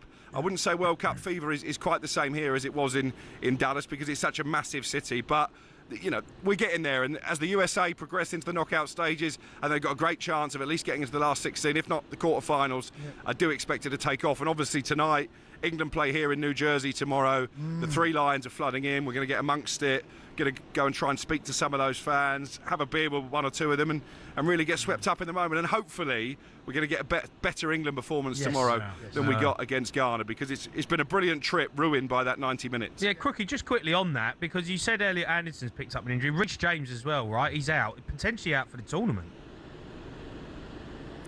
Yeah, this is a massive blow, but are we surprised? You know, when the squad was announced, we all highlighted Tino Livramento, who's had injury issues over the last couple of years. He had to pull out before a ball was kicked. We highlighted Reece James, the fact that he couldn't really play every minute of every game, and obviously he felt his hamstring after that game against Ghana. My understanding is he's had one scan already. They're still trying to determine the severity of that injury. There's going to be a second scan, and if it turns out to be a tear, you boys will know that is going to be a few weeks at least, and I think there is a danger that Reece James World Cup could be over.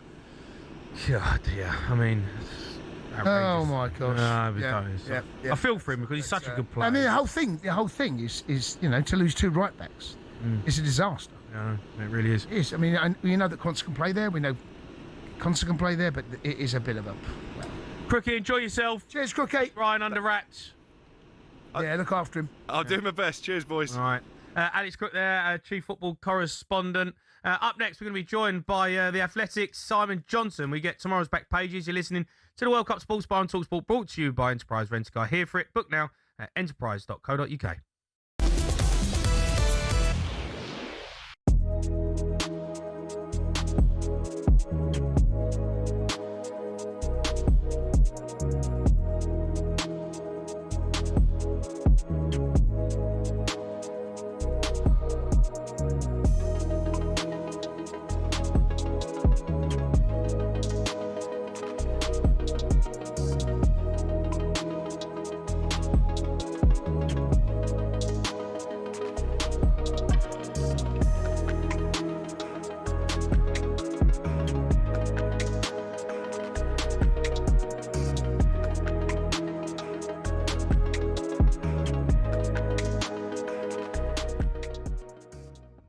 I just think our options, like we bring O'Reilly on, he gets the header in the box late on.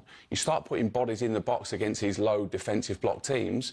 Like it was calling out for Tony to come on for me, get more bodies in the box, because we had players come on, put more crosses in the box. Saka come on and made an impact, I thought. But I just think Saka and Rashford has to start. He's got to take the skipper off if he does. So that was John Terry sitting exactly where Sam is this morning. This clamour for Rashford, you've got a view in that, haven't you?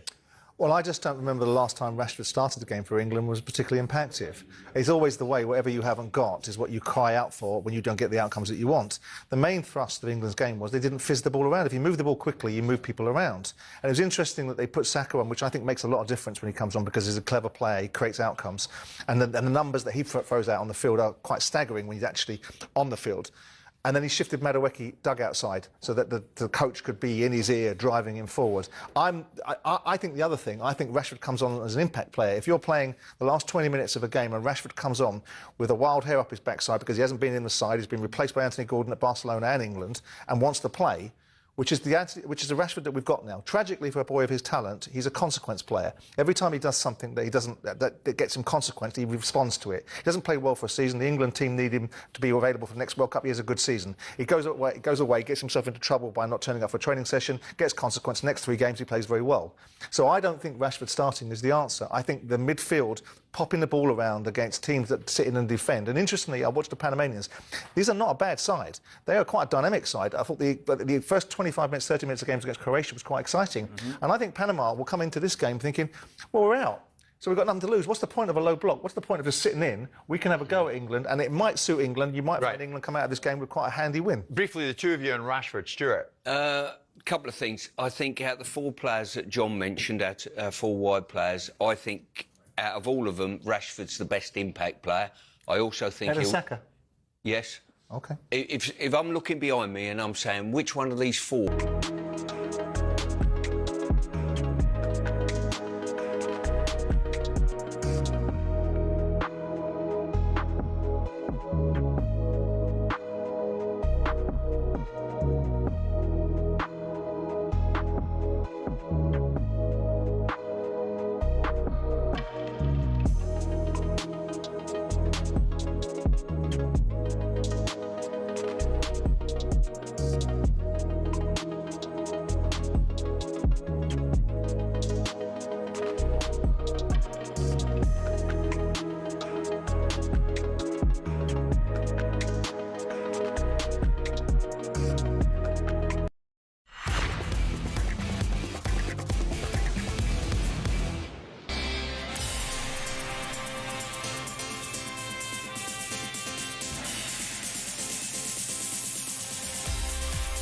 Yeah, you are listening to the World Cup Game Day Sports Bar. Myself, Jamie O'Hara, and Jason Cundy alongside me.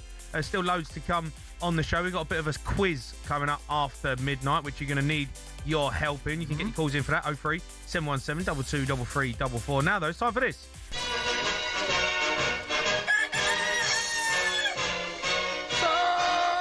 Back page here, Simon Johnson. There he is, SJ. Evening. How are you, Si? I'm melting like most of the nation. Yeah, it is hot. I know that. Yeah, it is Yeah, hot. because my head's a bit more sweaty than normal. Feeling the heat. Don't want to know about your sweaty head, mate. Yeah, egghead. yeah, absolutely. How are you guys? What have you been doing the last few days? There's been too much football going on. Cundy's just having so much bad luck, mate. Honestly, he's had so much bad luck with his shirts and stuff, and yeah, he keeps having to put shirts on from the office. And what's he going to do now? Like, there's no shirts to put on, is there, for Scotland games? What do you mean? That's just a pure coincidence. I don't know what you're trying to say. Yeah. Sorry, I'm a journo. My sources have let me down on this one. You need to take that back and apologise straight away. Actually, retraction. Yes, I can't catch a break. So at the minute, I cannot catch a break, mate. Feeling for him, mate. Neither can Scotland. So let's get into some of the back pages. The Sun has got Brooklyn Fridge. Yeah, this is Thomas Tuchel ahead of England's last group game, essentially sort of saying, look, let's not play like a cold fridge. Perhaps an indication of his disappointment of the second group game and the performance against Ghana. He wants us, obviously, not just to top the group. I think he clearly wants to see a much better performance to take him to the knockout stages. And he's right. He doesn't want any complacency in there just because we're through to the last 32. He wants to sort of see more what we saw against Croatia, especially in that second half performance, some exciting football that we can build on, because clearly the way we played against Ghana will have been there'll be countries that we could potentially face in the knockout phase that would have watched that and gone, taken notes, just play a low block and frustrate them. So it's important we nip this in the bud, go out and beat Panavar comfortably and get that feel good vibe back. It's Saturday night as well, you know. There's a lot of England people, not just out there, but back here that want to go out and enjoy themselves. Yeah. Jay and I are doing a show from 4 to 8 on tomorrow. Building are up. We to watching the game together, or are we? No, going home, mate. Oh, you're going home. All right, thanks. For that. So we'll do a show for 4 hours, and then you're just going to leave. England playing. Is that all right? I would have liked to, I would have liked to message or, just to fancy watching the England game together. No, go home. Oh, brilliant. Si, I know you cover Chelsea on your beat for the Athletic. The news that it's kind of been dripping through in the last 2 days or so, but it does feel as though Reece's hamstring may well have come to cause another problem. We don't know how bad it is. We just spoke to Crookie. Crookie said he's had one scan. They want to work out how bad it is. It looks like he may miss the next 2 and quite possibly the rest of the World Cup, which is on a personal level for him an absolute disaster, and a collective level, that's a terrible blow for England. Yeah, I mean, we've been down this road before. Certainly, Reece James certainly has on a number of occasions. Unfortunately for him, I can't say I'm terribly surprised in that sort of watching him with my Chelsea hat on during the England game, and particularly the other night, I just thought he was playing very much within himself. Totally agree with you. And both games, I'm going to say that. I felt the first game as well. First half, I felt exactly the same thing. Yeah. And then when you go back to when he first did his hamstring, which was back in March, if memory serves, I remember sort of being told he was going to be out for a good 8 to 10 weeks. He came back just a bit before that. I think there's no coincidence with the FA Cup final. Like he probably was desperate not to miss that, and then essentially didn't really play a full game after that. So one suspects that he wasn't 100% going to the World Cup. He clearly was going to be sort of working on his fitness as he got there. And as we've already sort of made clear, Jay, that the first couple of appearances, he's been playing within himself, which I could understand. You sort of were hoping that he was just building his way up, but the news that this potentially is, well, certainly he's not going to play against Panama. That's a certain. The last 32 games is due to be played on Wednesday night. You would sort of think that's going to be a bit quick. A few journalists are sort of saying that there is hope that he'll be back after that, but there's obviously got to be question marks. How, even if that's true, how 100% is he going to be for when the competition actually really starts to rev up, and you're playing against the creme de la creme. So this has got to be worrying. This was of course the gamble you take with Reece James, that he is top draw when he's fully fit, but there's always this, unfortunately, this injury that sort of seems to be lurking around the corner with him. He'd actually gone on a very good run up until that injury in March of about 15 months of consistent football. His best run for quite a while, but unfortunately, just when it matters the most, it seems to have come back to bite him. Back page of the Sun, we've got a Kyle Walker exclusive. Yeah, he's written a column on Elliot Anderson and the significant signing of a minimum 116 million. I heard Alex Crick sort of talk, and of course it could be up to 130 million depending which sources you listen to. But Kyle Walker sort of saying he's not surprised about the size of the fee for Elliot Anderson, and he makes the argument that, of course, the history dictates a fee. So Declan Rice, Moises Caicedo, Enzo Fernandez all went for over 100 million, and this is a couple of years down the line. He also does a slightly tongue-in-cheek comment. He goes, I went for 50 million in 2017 when he left Tottenham. He goes, that's now looking quite cheap. Of course, a lot of people question the size of that fee at the time, and it turned into a real bargain for Manchester City. So, look, Elliot Anderson is undoubtedly a top player in his position, and that's what Kyle Walker's essentially saying, is that these are the kind of players that kickstart things for their respective teams, and Elliot Anderson is one of the best at that. Turn attention to a bit of cricket now. It's not been great for England recently, but Duckett has pulled out his first century in a year. As England fight back against New Zealand, it looked quite bleak when we went into bat, but actually we've done all right to find our way back into this.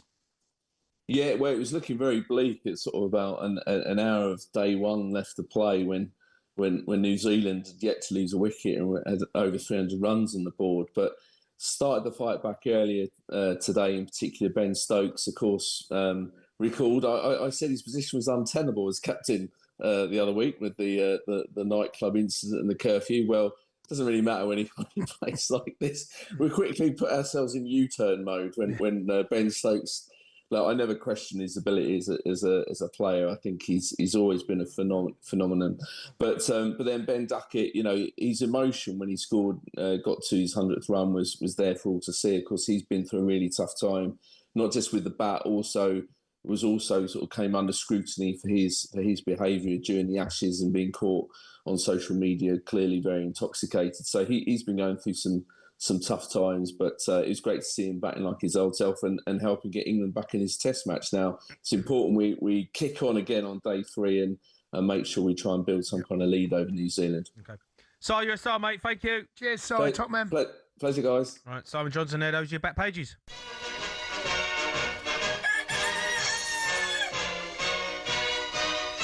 Right, let's go to Carl. He's a Chelsea fan. All right, Carl? All right, Carl. Hi lads, how we doing? All right, matey. Good, mate. Go on, what do you want to say? I'm a massive fan of Tuchel, obviously as a Chelsea fan, but I just don't get how in a World Cup we're sat there looking at like Chalobah being right back, or like someone shouted out Dan Burn earlier. Good player, Dan Burn, mate. But I don't get how we've left Trent out. Well, he ain't having him. As Cundy said, he's not having him. But he's tenfold better than every other option we've got in that position, besides James. I agree, but he's... There is something in Trent's game that, for whatever reason, it would appear Tuchel is not having him. He's almost washed his hands of him. There's a flaw in his game that he doesn't like, and only he knows it. Or has Tuchel just made a wrong decision? Well, we will find out. Time will. Time will decide that. Time will decide that. But he's not for him. And whatever is in Trent's game, you know, if you I guarantee if you spoke to Tuchel, asked him about Trent, he'd praise him.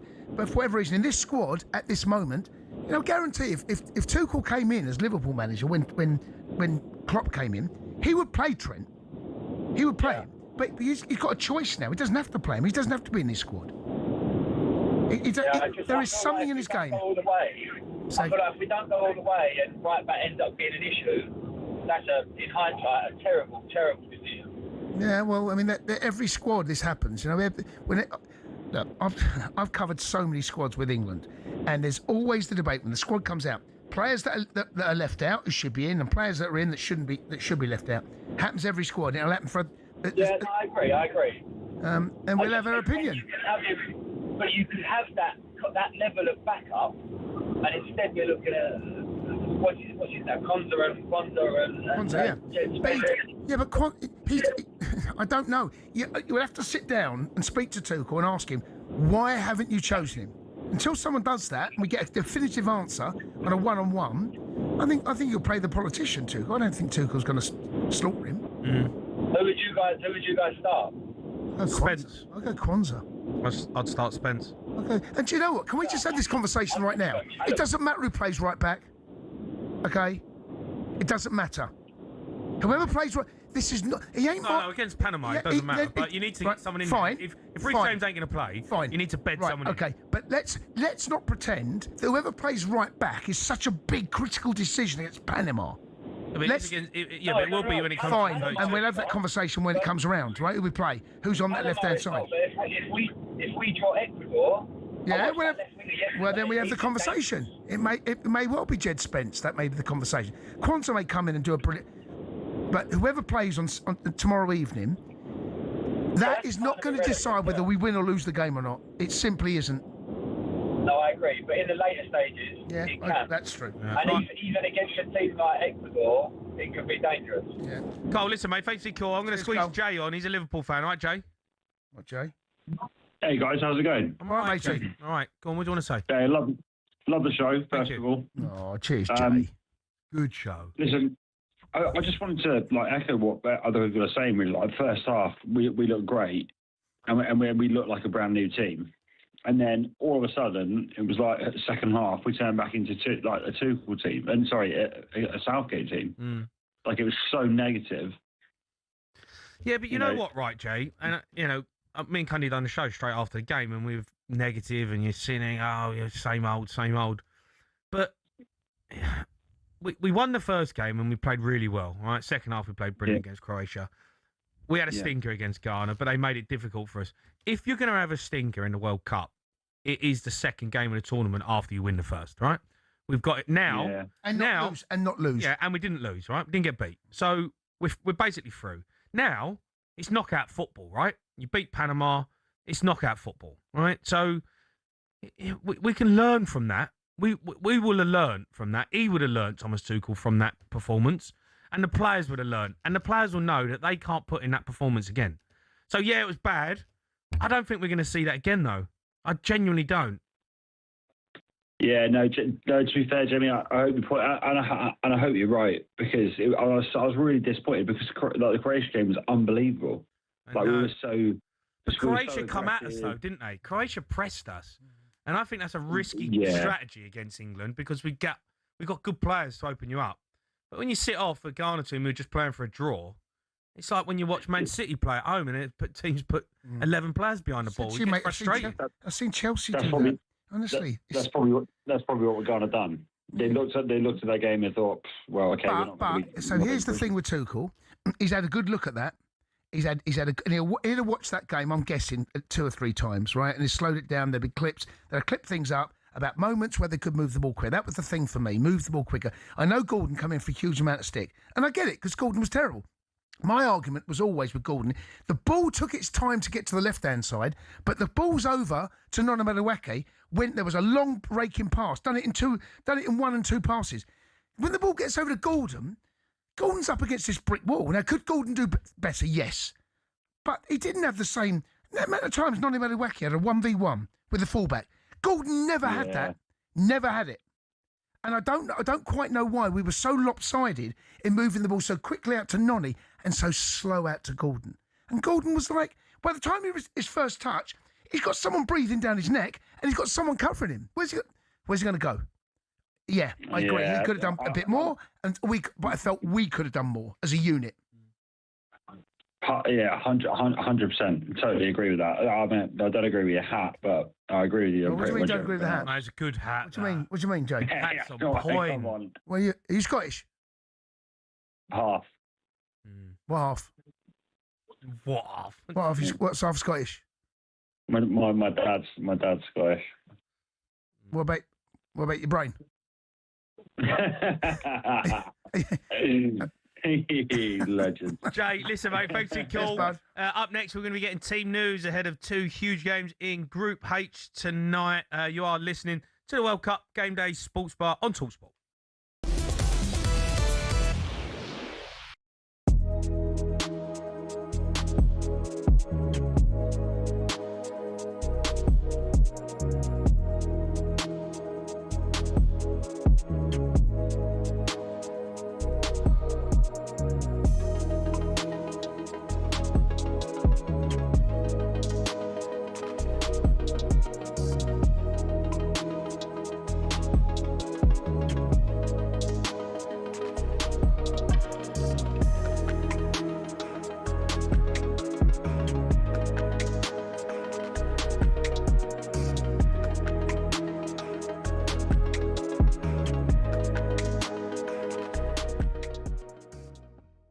Ronaldo is top, still top.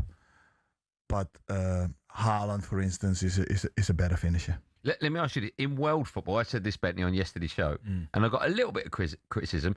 In his pomp, right? I'll ask you both. I'll start with Bentley. I heard it. I said R9 is a better finisher than Cristiano Ronaldo. No, do you know, he's a better striker, number 9. Do you know what you said, right? And you said he was a better goal scorer. Okay. Right? Now, for me, R9 is a better centre forward. Like, so I don't think it's even close, right?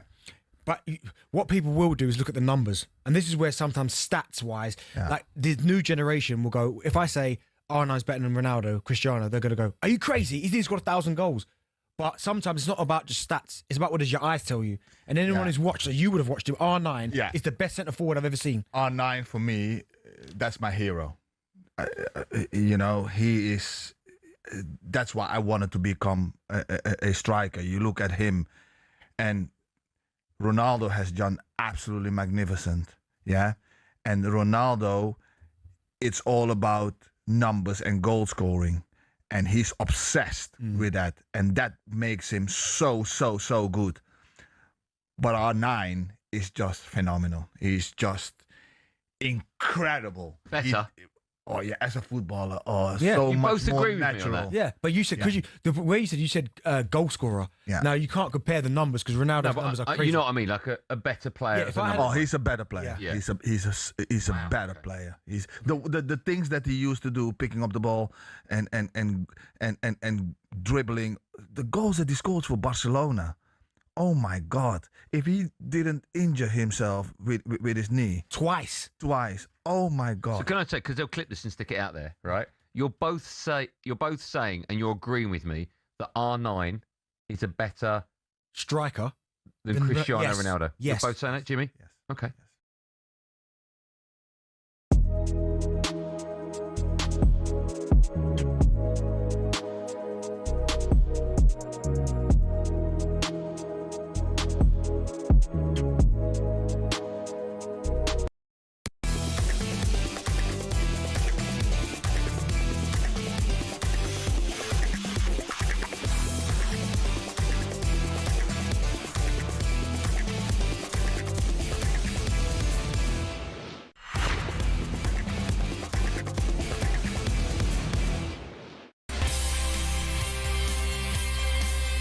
You are listening to the World Cup Game Day Sports Bar on talkSPORT. Me, Jamie O'Hara and Jason Cundy. In just over an hour's time, we'll have live commentaries across the talkSPORT network from Group H.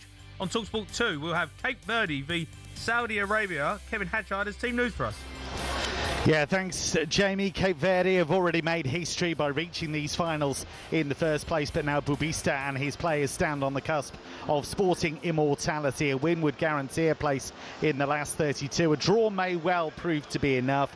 Progress for the third smallest nation to contest a World Cup would be a phenomenal achievement. As for Saudi Arabia, they've got their own agenda. A win gives them a great chance of taking second spot. A win by 3 goals or more would ensure progress, even if they were to finish third. Cape Verde have sprung something of a surprise by making 5 changes. Sidney Lopez Cabral was suspended anyway. Steven Moreira, Telmo Arcanjo, Gary Rodriguez and Gilson Benchimol drop out. In come Wagner Pina, Deroy Duarte, Willie Semedo, Joao Paulo and Dylon Livramento, who is a pacey striker. As for Saudi Arabia, 3 changes for them. Mohamed Kano, Nawaf Bushel and Sultan Mandash all come in. Ali Lajami, Moteb Al-Harbi and Musab Al-Jawer drop out. It is a big game with a huge amount on the line. Kick-off in around about an hour and 10 minutes time on talkSPORT 2. OK, thanks, Kev. And let's now get the team lineups of Uruguay v Spain with Bet365. On the ball, on talkSPORT with Bet365. Celebrating the summer by bringing you more offers than ever before. 18 plus, gambleaware.org. Yeah, Nigel Adley has the team news for us.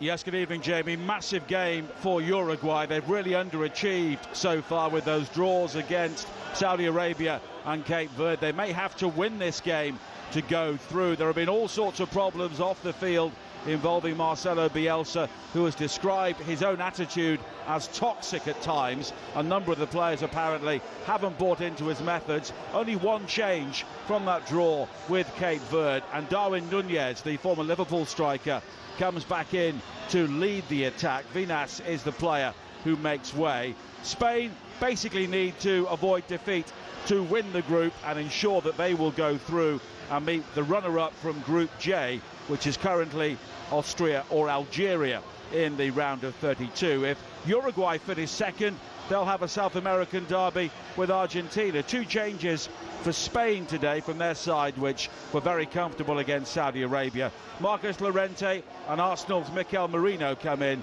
for Dani Olmo and Tottenham's Pedro Porro. We're underway on talkSPORT at 1 a.m.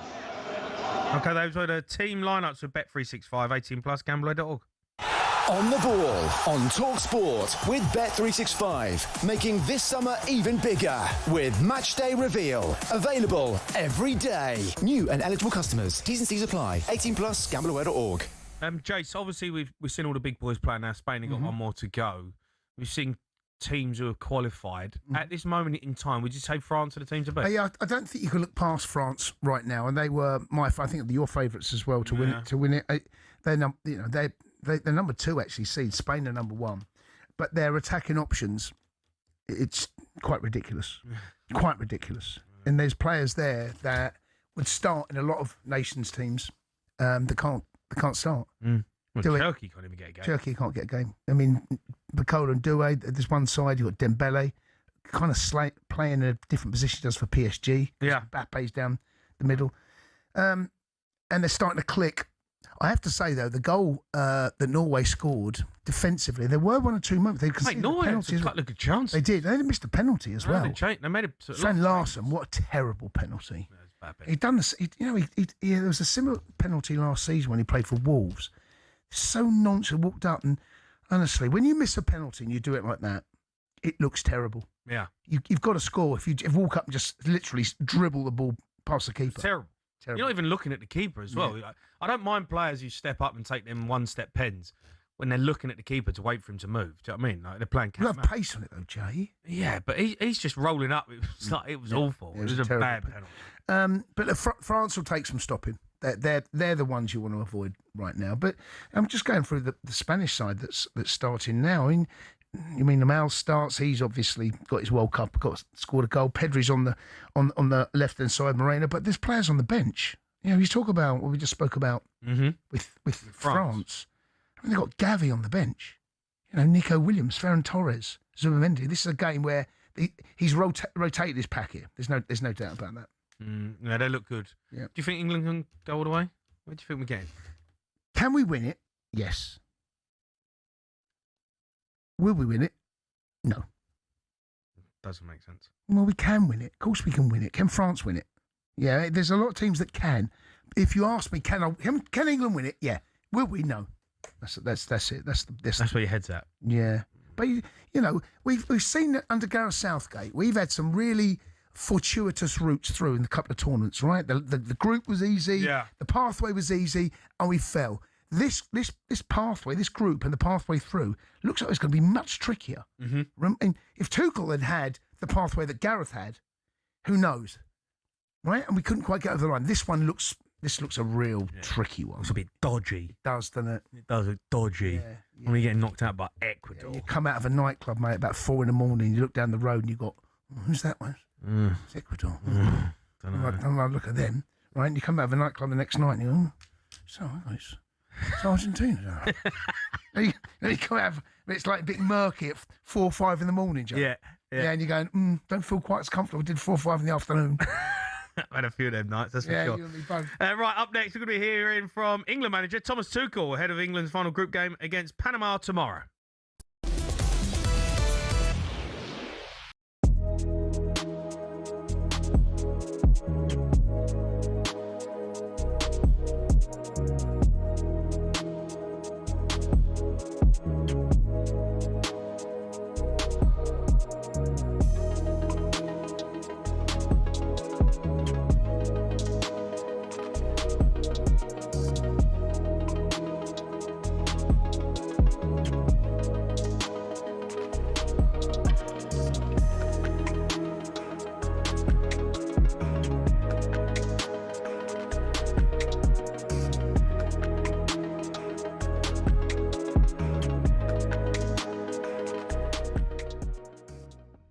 Listen, I love him. And people have asked me, would I take him at Arsenal? 100%.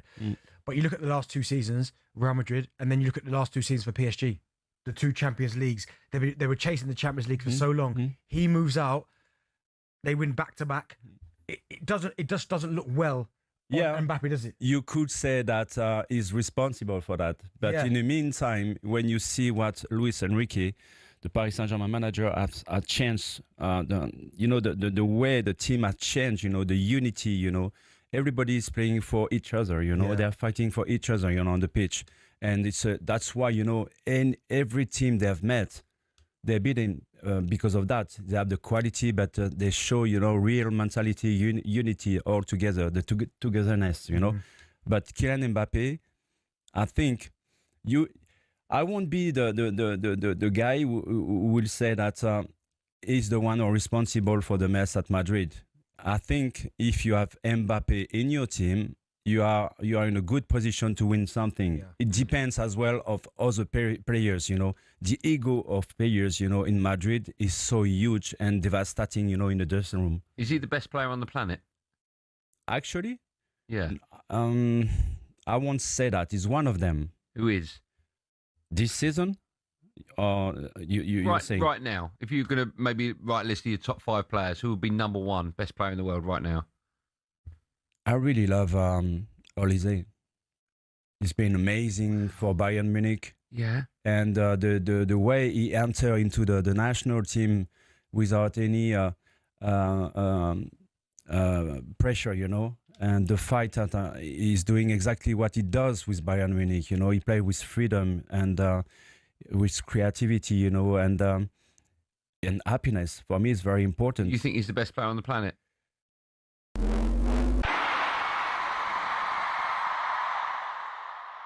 If there's one thing Brazil loves more than samba and sunshine,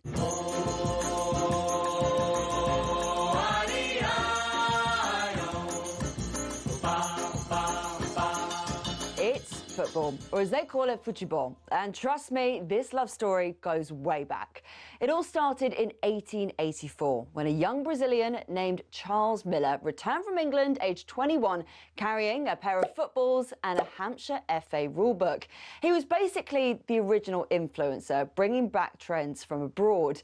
And just like that one mate who insists you have to try their new obsession, Miller convinced everyone to give this little English sport a go. Spoiler alert, it caught on. The entire nation fell head over boots for the game. And fast forward a few decades, it was time for Brazil to start playing in the World Cup.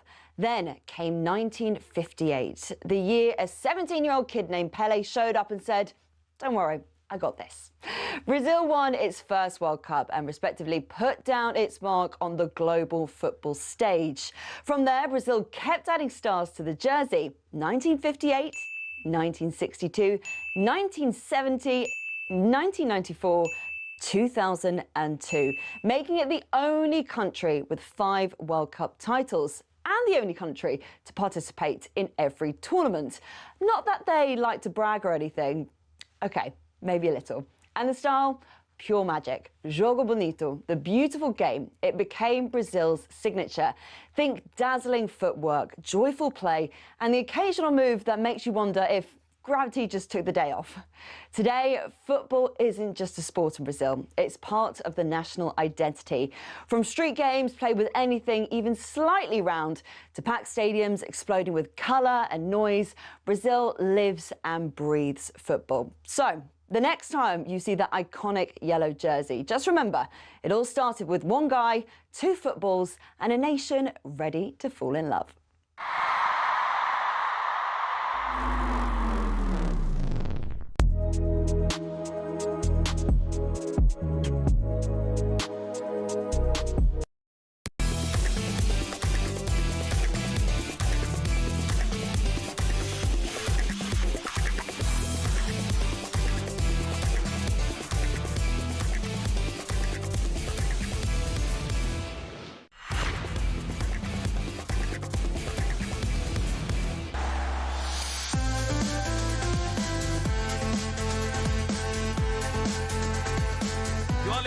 To the World Cup Game Day Sports Bar. Myself, Jamie O'Hara, and Jason Cundy taking you through till 12:30 tonight. Let's hear now, though, from England manager Thomas Tuchel. He's been speaking to talkSPORT's Faye Carruthers ahead of England's game against Panama later this evening.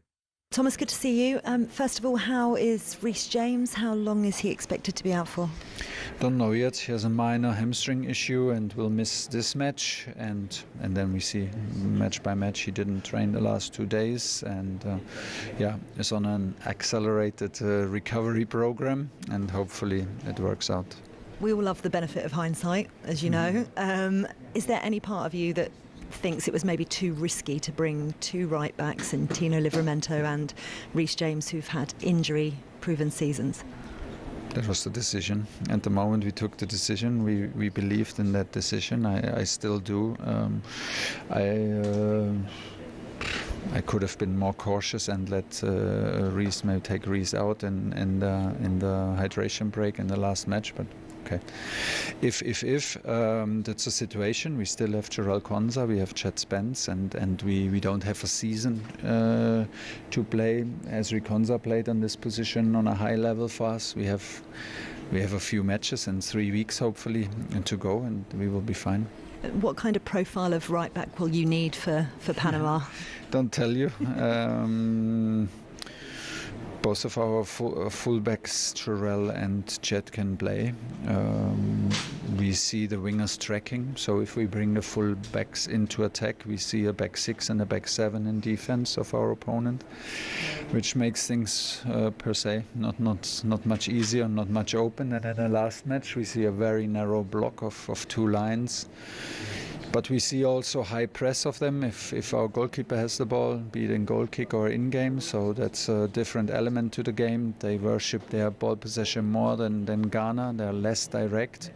Not sure if they do tomorrow, but we saw more ball possession than with Ghana. It's a well-drilled team. It's a well-coached team over 5-6 years now. they're not the most glamorous name in world football. I get that, but they have the same ranking than Serbia and Wales. So that tells the story. We need to be focused. We need to be good in order to beat that team. And they've only conceded 2 goals in the group stage as well so far. What do you need to see from your players? We'll constantly see you on the touchline, hurrying them up, getting them to go faster. What do you want from them? Yeah, we want to play with urgency, of course, and we want to still find spaces to accelerate the game, to not get stuck. It's very, very difficult against low blocks and devoted teams who are devoted to defend and who have no problem in having not the ball and defending deep, given from the role that they play as an underdog. That's just the situation again. But we have some solutions. We will try some stuff, and in order to accelerate the game a bit better, in order to take a bit more risks in the last third of the match, to have more touches in the box, to be a bit more aggressive. But yeah, it's not easy. Yeah, that was Thomas Tuchel speaking. We'll get more chat on that, I guess, probably throughout the day. We're doing a show actually later on today. We are, matey. We're back. 4 o'clock. We're back. 4 o'clock for a 4-hour special. Building up to the England game. But Matt is coming to the studio for is it a World Cup quiz? Right, it is a World Cup quiz. Morning, mate, boy. It is. How are you? I always keep the quizzes topical, so... Oh, it's good. Yeah, it's of course it's a World Cup quiz. Well, do we have a bit of tension, Bed? What we got? Let's get this going. Yeah? Should we set the rules and everything? So Matt, earlier, just before, Matt left the gallery, right? And he left all the questions there, mate, and the answers. What? I had to tell him, look, I'll cheat. I will cheat. If you leave them there, I'll cheat. We'll cheat. I thought I'd be able to trust you. No. I will do anything to cheat, especially in something like this. So you're not the first time. A little bit. No, not the first time. I didn't get caught this time. Should have known better. Come on, what you got for us? Okay, so I need you to name for me Are we getting callers involved in it? We are getting callers involved. Okay, 717 22 33 44. Help us out. I'm going to ask you a question, and you need to get all the answers to them. Right. You're allowed to get 3 wrong. Okay. If you're sure, you can lock it in. Right. You have to say lock it in. Right. Okay. Cool. If you're not sure, you can park it, write it down, park it, and then. All right. What's it? Top 10? 14. 14. 14. Okay. But you'll be able to rattle through them quite quick. We need 10. Okay. 10 out of 14. Yeah, go. So England play Panama tomorrow. Yep. Last time we played Panama was in 2018. I want you to name for me all the 14 players who appeared for England against Panama in that game. Okay. Kane. Stones. Right, you need to lock it in. And don't forget you get calls involved as well. Stones, Did Trippier start as well? I would have thought Trippier, yeah. What's the lad who plays out in Korea? What's his name? Lingard, he played. Yeah, Lingard. Lingard, lock in. So who have you got so far? Kane, Stones. Lingard, Trippier. Yeah. What year is this? 2018? Yeah. Sterling. Yeah. All right. Pickford must be in goal. Pickford. Have to be in goal, didn't he? Pickford. Yeah. Lock it in. Maguire. What? Pickford. Hold on. Yeah, Pickford. Maguire. Yeah, definitely. Maguire. Didn't Maguire score? Have we put in Trippier? Yeah. Did you lock it in? We haven't locked it in. No, Trips. I'm pretty sure we did, mate. Yeah, Trippier, lock in. Flying through it. Okay. So Kane, Stones, Pickford, Maguire. Do you want to put the shape? Lingard, Sterling. Did Bellingham play? 2018. Yeah, he was involved. Ooh. Maybe not. No, it's a long time ago, mate. Henderson. Lock him in. Henderson, lock in. Yep. Who would have been? Who played on the right? If Sterling played on the left, was it Rashford? Where's Lingard playing? Lingard played as 10, didn't he? Did he?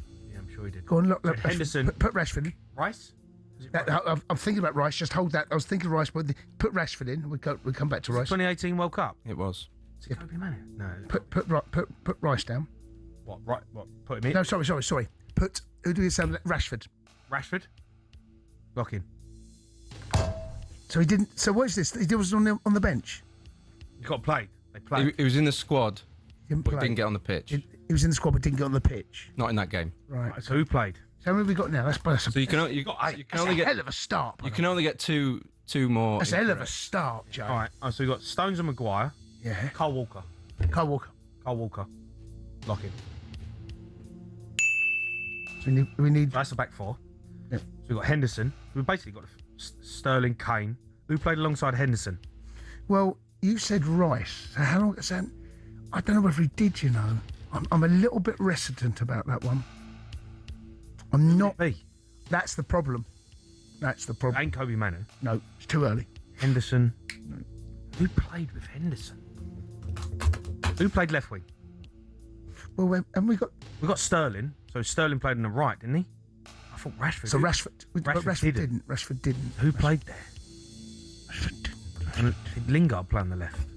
You said Lingard. Did you say he played 10, Lingard? Was it you that said that? Someone said he played 10. Let's go to Rory. He's a Man United fan. Rory. All right, Raw. Got a good one for you. Go on. Dele Alli.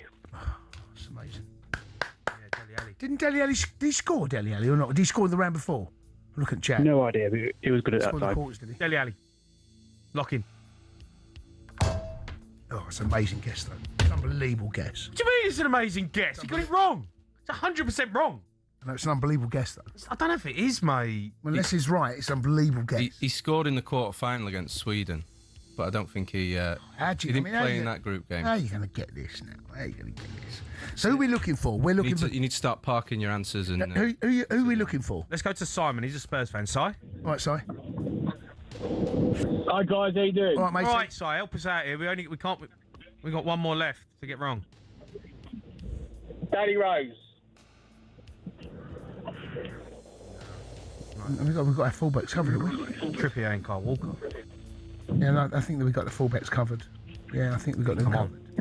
Huh? I think he came on. Just throw him in, Jay. No, I'm not throwing him in. No. Jay, no one cares. No, I care. Jay, I care. I'm locking in Danny Rose. No. Yeah. Yeah, lock him in. Danny Rose. He did. He came on. He came on as a sub. That's amazing. 10. How many do we need? You got 4 left. Yeah, but we ain't getting all 14, are we? You need all 14. You need all 14. No, we got 10. We got 10. 10's enough. You need all 14. No, we're not getting all. We can't. Ask the callers. You've got plenty of callers there. No, we can't. That's enough to get us over the line. Who played? You need at least 11, surely. Who started left wing? Who played there? If it ain't Rashford.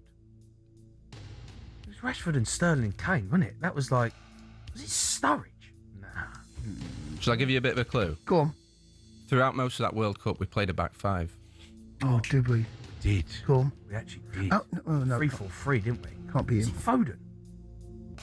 No. Foden, yeah. So what's our back 5 looking like then? To make that work. Are we missing Carl centre Walker half? played in the back 3, didn't he? He did. Who's? Is it Trent? Just throw Trent in, mate. No, it Just won't. You know what?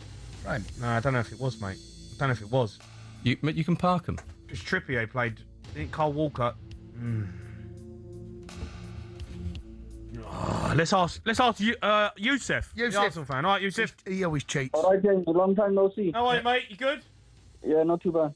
Come on, help us out here. Did anyone mention Fabian Delph? I mean, that's a blast from the past. That is. Just lock it in. I know he came on. Go on, I'll lock it in. Go on. Oh, Youssef. He must have played in midfield with Henderson. He came on as a sub. Oh, he come on. Just throw Rice in there, Jay. No, I don't think Rice played. I don't think he did either. So I'm not going to throw him in then. Rice. No one cares. What do you mean? Well, okay, go with caller then. Let's ask Oscar. Oscar? Hi, boys. All right, mate. My thunder got stolen a second ago, the back 5. I was screaming at the radio. But I think he's Ashley Young. Ashley Young. Oh, that's a great shout. That ain't a bad shout. Great shout. That ain't a bad shout. Jay, do it. Do it. Ashley Young, lock him in. Do it. Oh, we're on fire. Good shout. Wait, how many we got? We got 12. You got 2 left. Oh, come on. That's enough. We got to pick up the points from that. You can't. Did Young start? Yeah. Left wing back. Left wing back. So Trippier must have played right wing back. Carl Walker played in the back 3. Yeah. So we had Henderson and... Yeah, no, we got Slabhead at the back. Yeah, Slabhead. Yeah, with Stones. That was your three. Pickford. So the midfield was Henderson. Who played with Henderson? Was it Rice? It's 2018. It feels like it's wrong to have Rice. No, Rice didn't go there, mate. Can't be right. Can't Who have played in midfield? If that Fabian Delph didn't start, who played in midfield? Who was playing for Liverpool back then? Man United. Go for the big dogs. No, mate. Don't know. All right, listen, we're going to break. We're going to say Rice. You need to lock it in. Lock it in. Nah. Who was it? Far too early for Rice. Go on, who was it? Was it was Ruben Loftus-Cheek. Never would have got. By the way. And who's the other one? By the way, we done. That is unbelievable. Who's the other one? Jamie Vardy came on as a sub. Jamie Vardy. All right. Keep your calls coming in. We're going to carry this on. You're listening to World Cup Sports Bar on talkSPORT, brought to you by Burger King Burger Buddies. Total tournament satisfaction. Delivered by the experts. Order now on the Big app.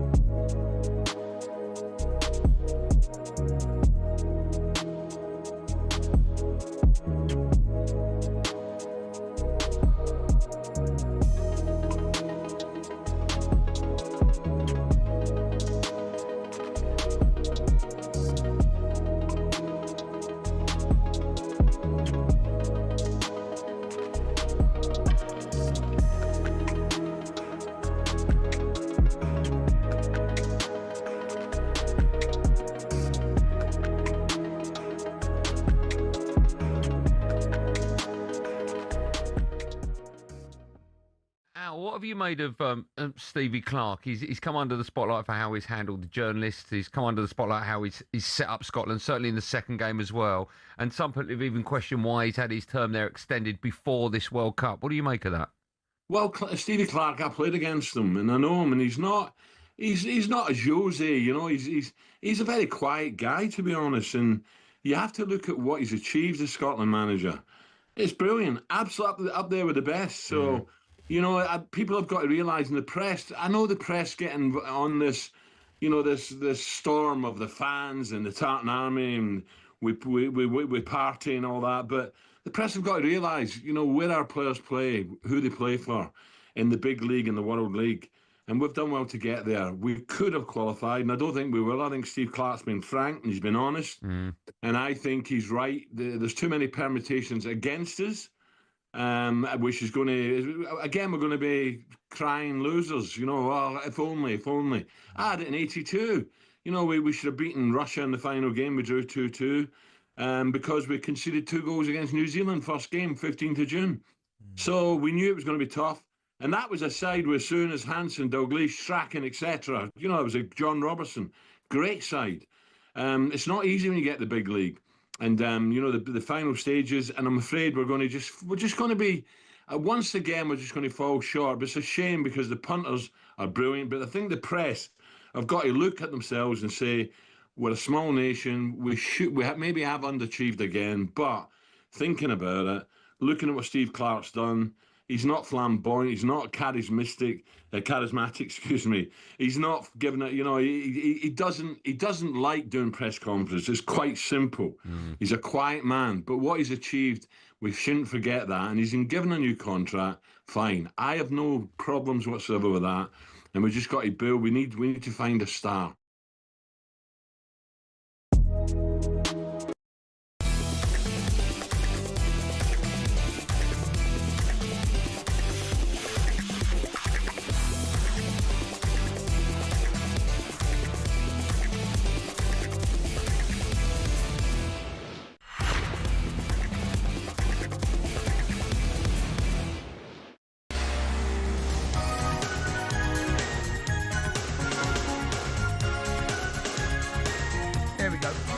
I bet you can't name this squad. God, that's a good question, That's a good question. You are listening to the World Cup Sports Bar on talkSPORT, brought to you by Enterprise Rent-A-Car. Whatever it is, they're here for it. Matt is still in the studio for a bit more of a quiz. What you got? Right, so... That's a good question, by the way. What is this squad? What's it from? 1980. 1990, that one. 1990. When we got to the semis, yeah. Right, so Shilton. Do you want to do that game against Germany? I tell you what, I reckon. Come on, let's do it. I reckon I can really close. So every player that played in the game when we got beat by Germany in the semi-final. Okay. Right, 1990. Right, Shilton. Yeah. Shilton. Paul Parker. Yeah. Hold on. Give me a minute. I need to find it first. Okay, you just crack on. So yeah. Right. Gaza. Yep. So we got 3. Gaza. Right. Paul Parker. Stuart Pearce. Stuart Pearce. Yeah. Right. Can we have the tension bed, please? What's going on? So Shilton, Gaza, Pearce, Paul Parker, Lineker. Lineker. Yeah. Lineker. Yeah. Beardsley. Beardsley. Definitely. 100% Beardsley. Beardsley. Waddle. Waddle. Who's the lad who come on? Oh, what's his name? Who did you play for? Oh. Who did you play for? Oh, mate, I can't. He's gone. He scored the goal over his head. Bang. Oh, Platt. Did he play? He scored against Belgium. That's the goal against Belgium. Did he play? He did. He started that game. David Platt? Yeah. God, it's a good shout. There's one sub. There was only one sub? Yeah. Right. Okay. So we got Shilton, Gaza, Pearce, Paul Parker, David Platt, Waddle, Beardsley, Lineker. I need to see the shape. Who? Yeah, I think. Who are we looking for now? Did we Paul Butcher? Terry Butcher? Terry Butcher. Now here, so Terry Butcher. Throw him in. Terry Butcher. Yep. He's in. Yeah, mate. Captain. Yeah. Okay. We're on fire. Right. So we've got 9. I've got a Stephen in my head, right? Is it Gary or Trevor? Right? Who's the one? I don't know whether I've made that up. Trevor, Gary, Stephen, or Trevor. So Gary Stephen played for Everton. There's two Steves that played, but they played in '86, I think. He got the Maradona shirt. Sold it for $8 million. So Barnes didn't go to that World Cup. John Barnes. John Barnes didn't. No, he didn't go. He went '86. Didn't go '90. Hold on, he's doing the rap in the song. Is he? Must have played. He's doing rap. You got to hold it in. That's John Barnes. So, Barnes. John Barnes. Not in the team. Oh, that's He did play in that World Cup though. Yeah. So he went. He didn't play in that game. I don't remember him playing in that game. Have we got any calls? Can we help us out? Yeah, come on. Does anyone know, do you reckon? Dan, he's a Spurs fan. Dan.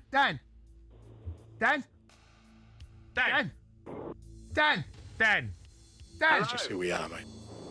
All right, go on, Dan. No, he's gone. Let's go, Patrick. Dan! Patrick. Hello. Right, Pat. All right, Pat. How we doing, gents? I'm all right, mate. We're doing 1990 against Germany. Yeah. Walker. Who? Des Walker. Des Walker. Yeah, It's definitely. great. Des Walker's a great shout. We played three at the back. Yeah, Des Walker. He's in. Des Walker's in. Right, so we've got 10. So we need 1 sub and 1 more starter. Oh my gosh. Shilton. We've got Shilton. Here's a team. We've got Shilton, Gaza, Pearce, Paul Parker, Butcher, Des Walker, Platt, Waddle, Beardsley, and Lineker. There's 1 more starter. Was it a back 3? I think it was. Who played in midfield with Gaza? We did play a back 3. Who played in midfield with Gaza? That's who it is. That's the other starter. Because Waddle would have played on the wing. Platt would have played on the wing. I think Platt might have been Platt might have been central. Platt would have played up front with Lineker. Yeah, Beardsley on the right. Who's a centre midfielder? Who's a centre mid? Brian Robson. No. No. Brian, no, mate. No. I'm not having Brian Robson in that team, mate. 1990? No. Who? Middlesbrough wants it then. Yeah, no, Brian Robson would have been captain. Terry Butcher was captain. Yeah, Brian Robson would have been captain. He's not involved in that. Who was a centre midder that played alongside Gaza? It's not. Who? Shall I give you a clue? Yeah, go on. Yeah, go on. Jay's right. It was a back 5. It was a back 5? 5-4-1. 5-4. So there's another centre half. Have we got Des Walker? Yeah, we got Des Walker, Terry Butcher. Someone else must have played alongside him. Paul Parker. Wasn't Mark Wright? Was it? Was it? No. Who's right? It's your era, mate. More than me. This. I was 4. I mean, you were playing. No, I wasn't actually. I was only 19 when that happened, mate. Oh, he was older than me. I know, but I remember watching it. Have we got any other? Is it Mark Wright? I'm going to go Mark Wright. Go on, Mark Wright. It's Mark Wright. Oh, Cundy! That's so good. Can you get the sub? Oh, wait. Okay, give us the position. Sub. See if this can plot this. All right, help us out. Who come off? Yeah, it's a great shout. Okay, Terry Butcher came off and a midfielder came So on. he's gone to a back four. Yeah. It's obviously so. Was it Brian Robson? I don't see Brian Robson there, mate. I can't see Brian Robson. You know, I've watched these highlights. I don't see him in my head. I don't see him crying. I don't see him in the pictures. No. I don't see Bobby Robson. Who took penalties? So the penalty Waddle, Beardsley, Lineker, Yeah. Pearce, Waddle, Platt. They're the 5 pens. Right. That's very good knowledge. Right. That is good. So the sub is a midfielder. Let's ask Sam. He's a West Ham fan. Sam. Come on, Sammy boy. Dig us out this hole. I think it might be Trevor Stevens. Oh, so mention Stephen. Trevor Stevens. Mention one of the Stephen. Is it Trev? Is it Trevor, not Gary? Is he midfielder? Play midfielder. No, Gary was a defender. Right, okay. Just throw Trevor Stevens. Trevor Stevens. Correct. That is elite skills. That's good knowledge, Sammy boy. Well done. That is elite skills, matey. Mate, that's not bad knowledge. Oh, cheers, lads. Wow. Sam, top man, mate. I tell you what, to know that from 1990, to put together that's all right. But do you know what, right? It is iconic because I can still see the pitch crying, like Stuart Pearce, the thing around the pen. You get the 5 penalty takers, right? You got half a team. Shilton's in goal. And then you move forward from that. The back 5 was that. Can you remember the game? I don't really. I remember the game, yeah. I cried. Did you? I cried. I was at my mate's house over in Bexley Heath, and the penalties, it was just agony. Nothing ever changes. And that same, I'll probably go for the same emotion again this year, won't I? Same thing. Don't say that. I remember, well, I probably will at some stage. And I remember being behind the sofa, right? I think Waddle missed the last pen. Yeah, he blazed it over. Yeah. Stuart Pearce missed one as well. Yeah, How can he miss a pen? He got redemption, though, didn't he, in Euro 96? Against Switzerland. Matt, well done, mate. Thanks for coming in for that. That was good. Up next, we're moving on. Work. Yeah, good work. Will Gavin is coming in, building up to live commentary. Group H tie between Uruguay v Spain, which is live on talkSPORT.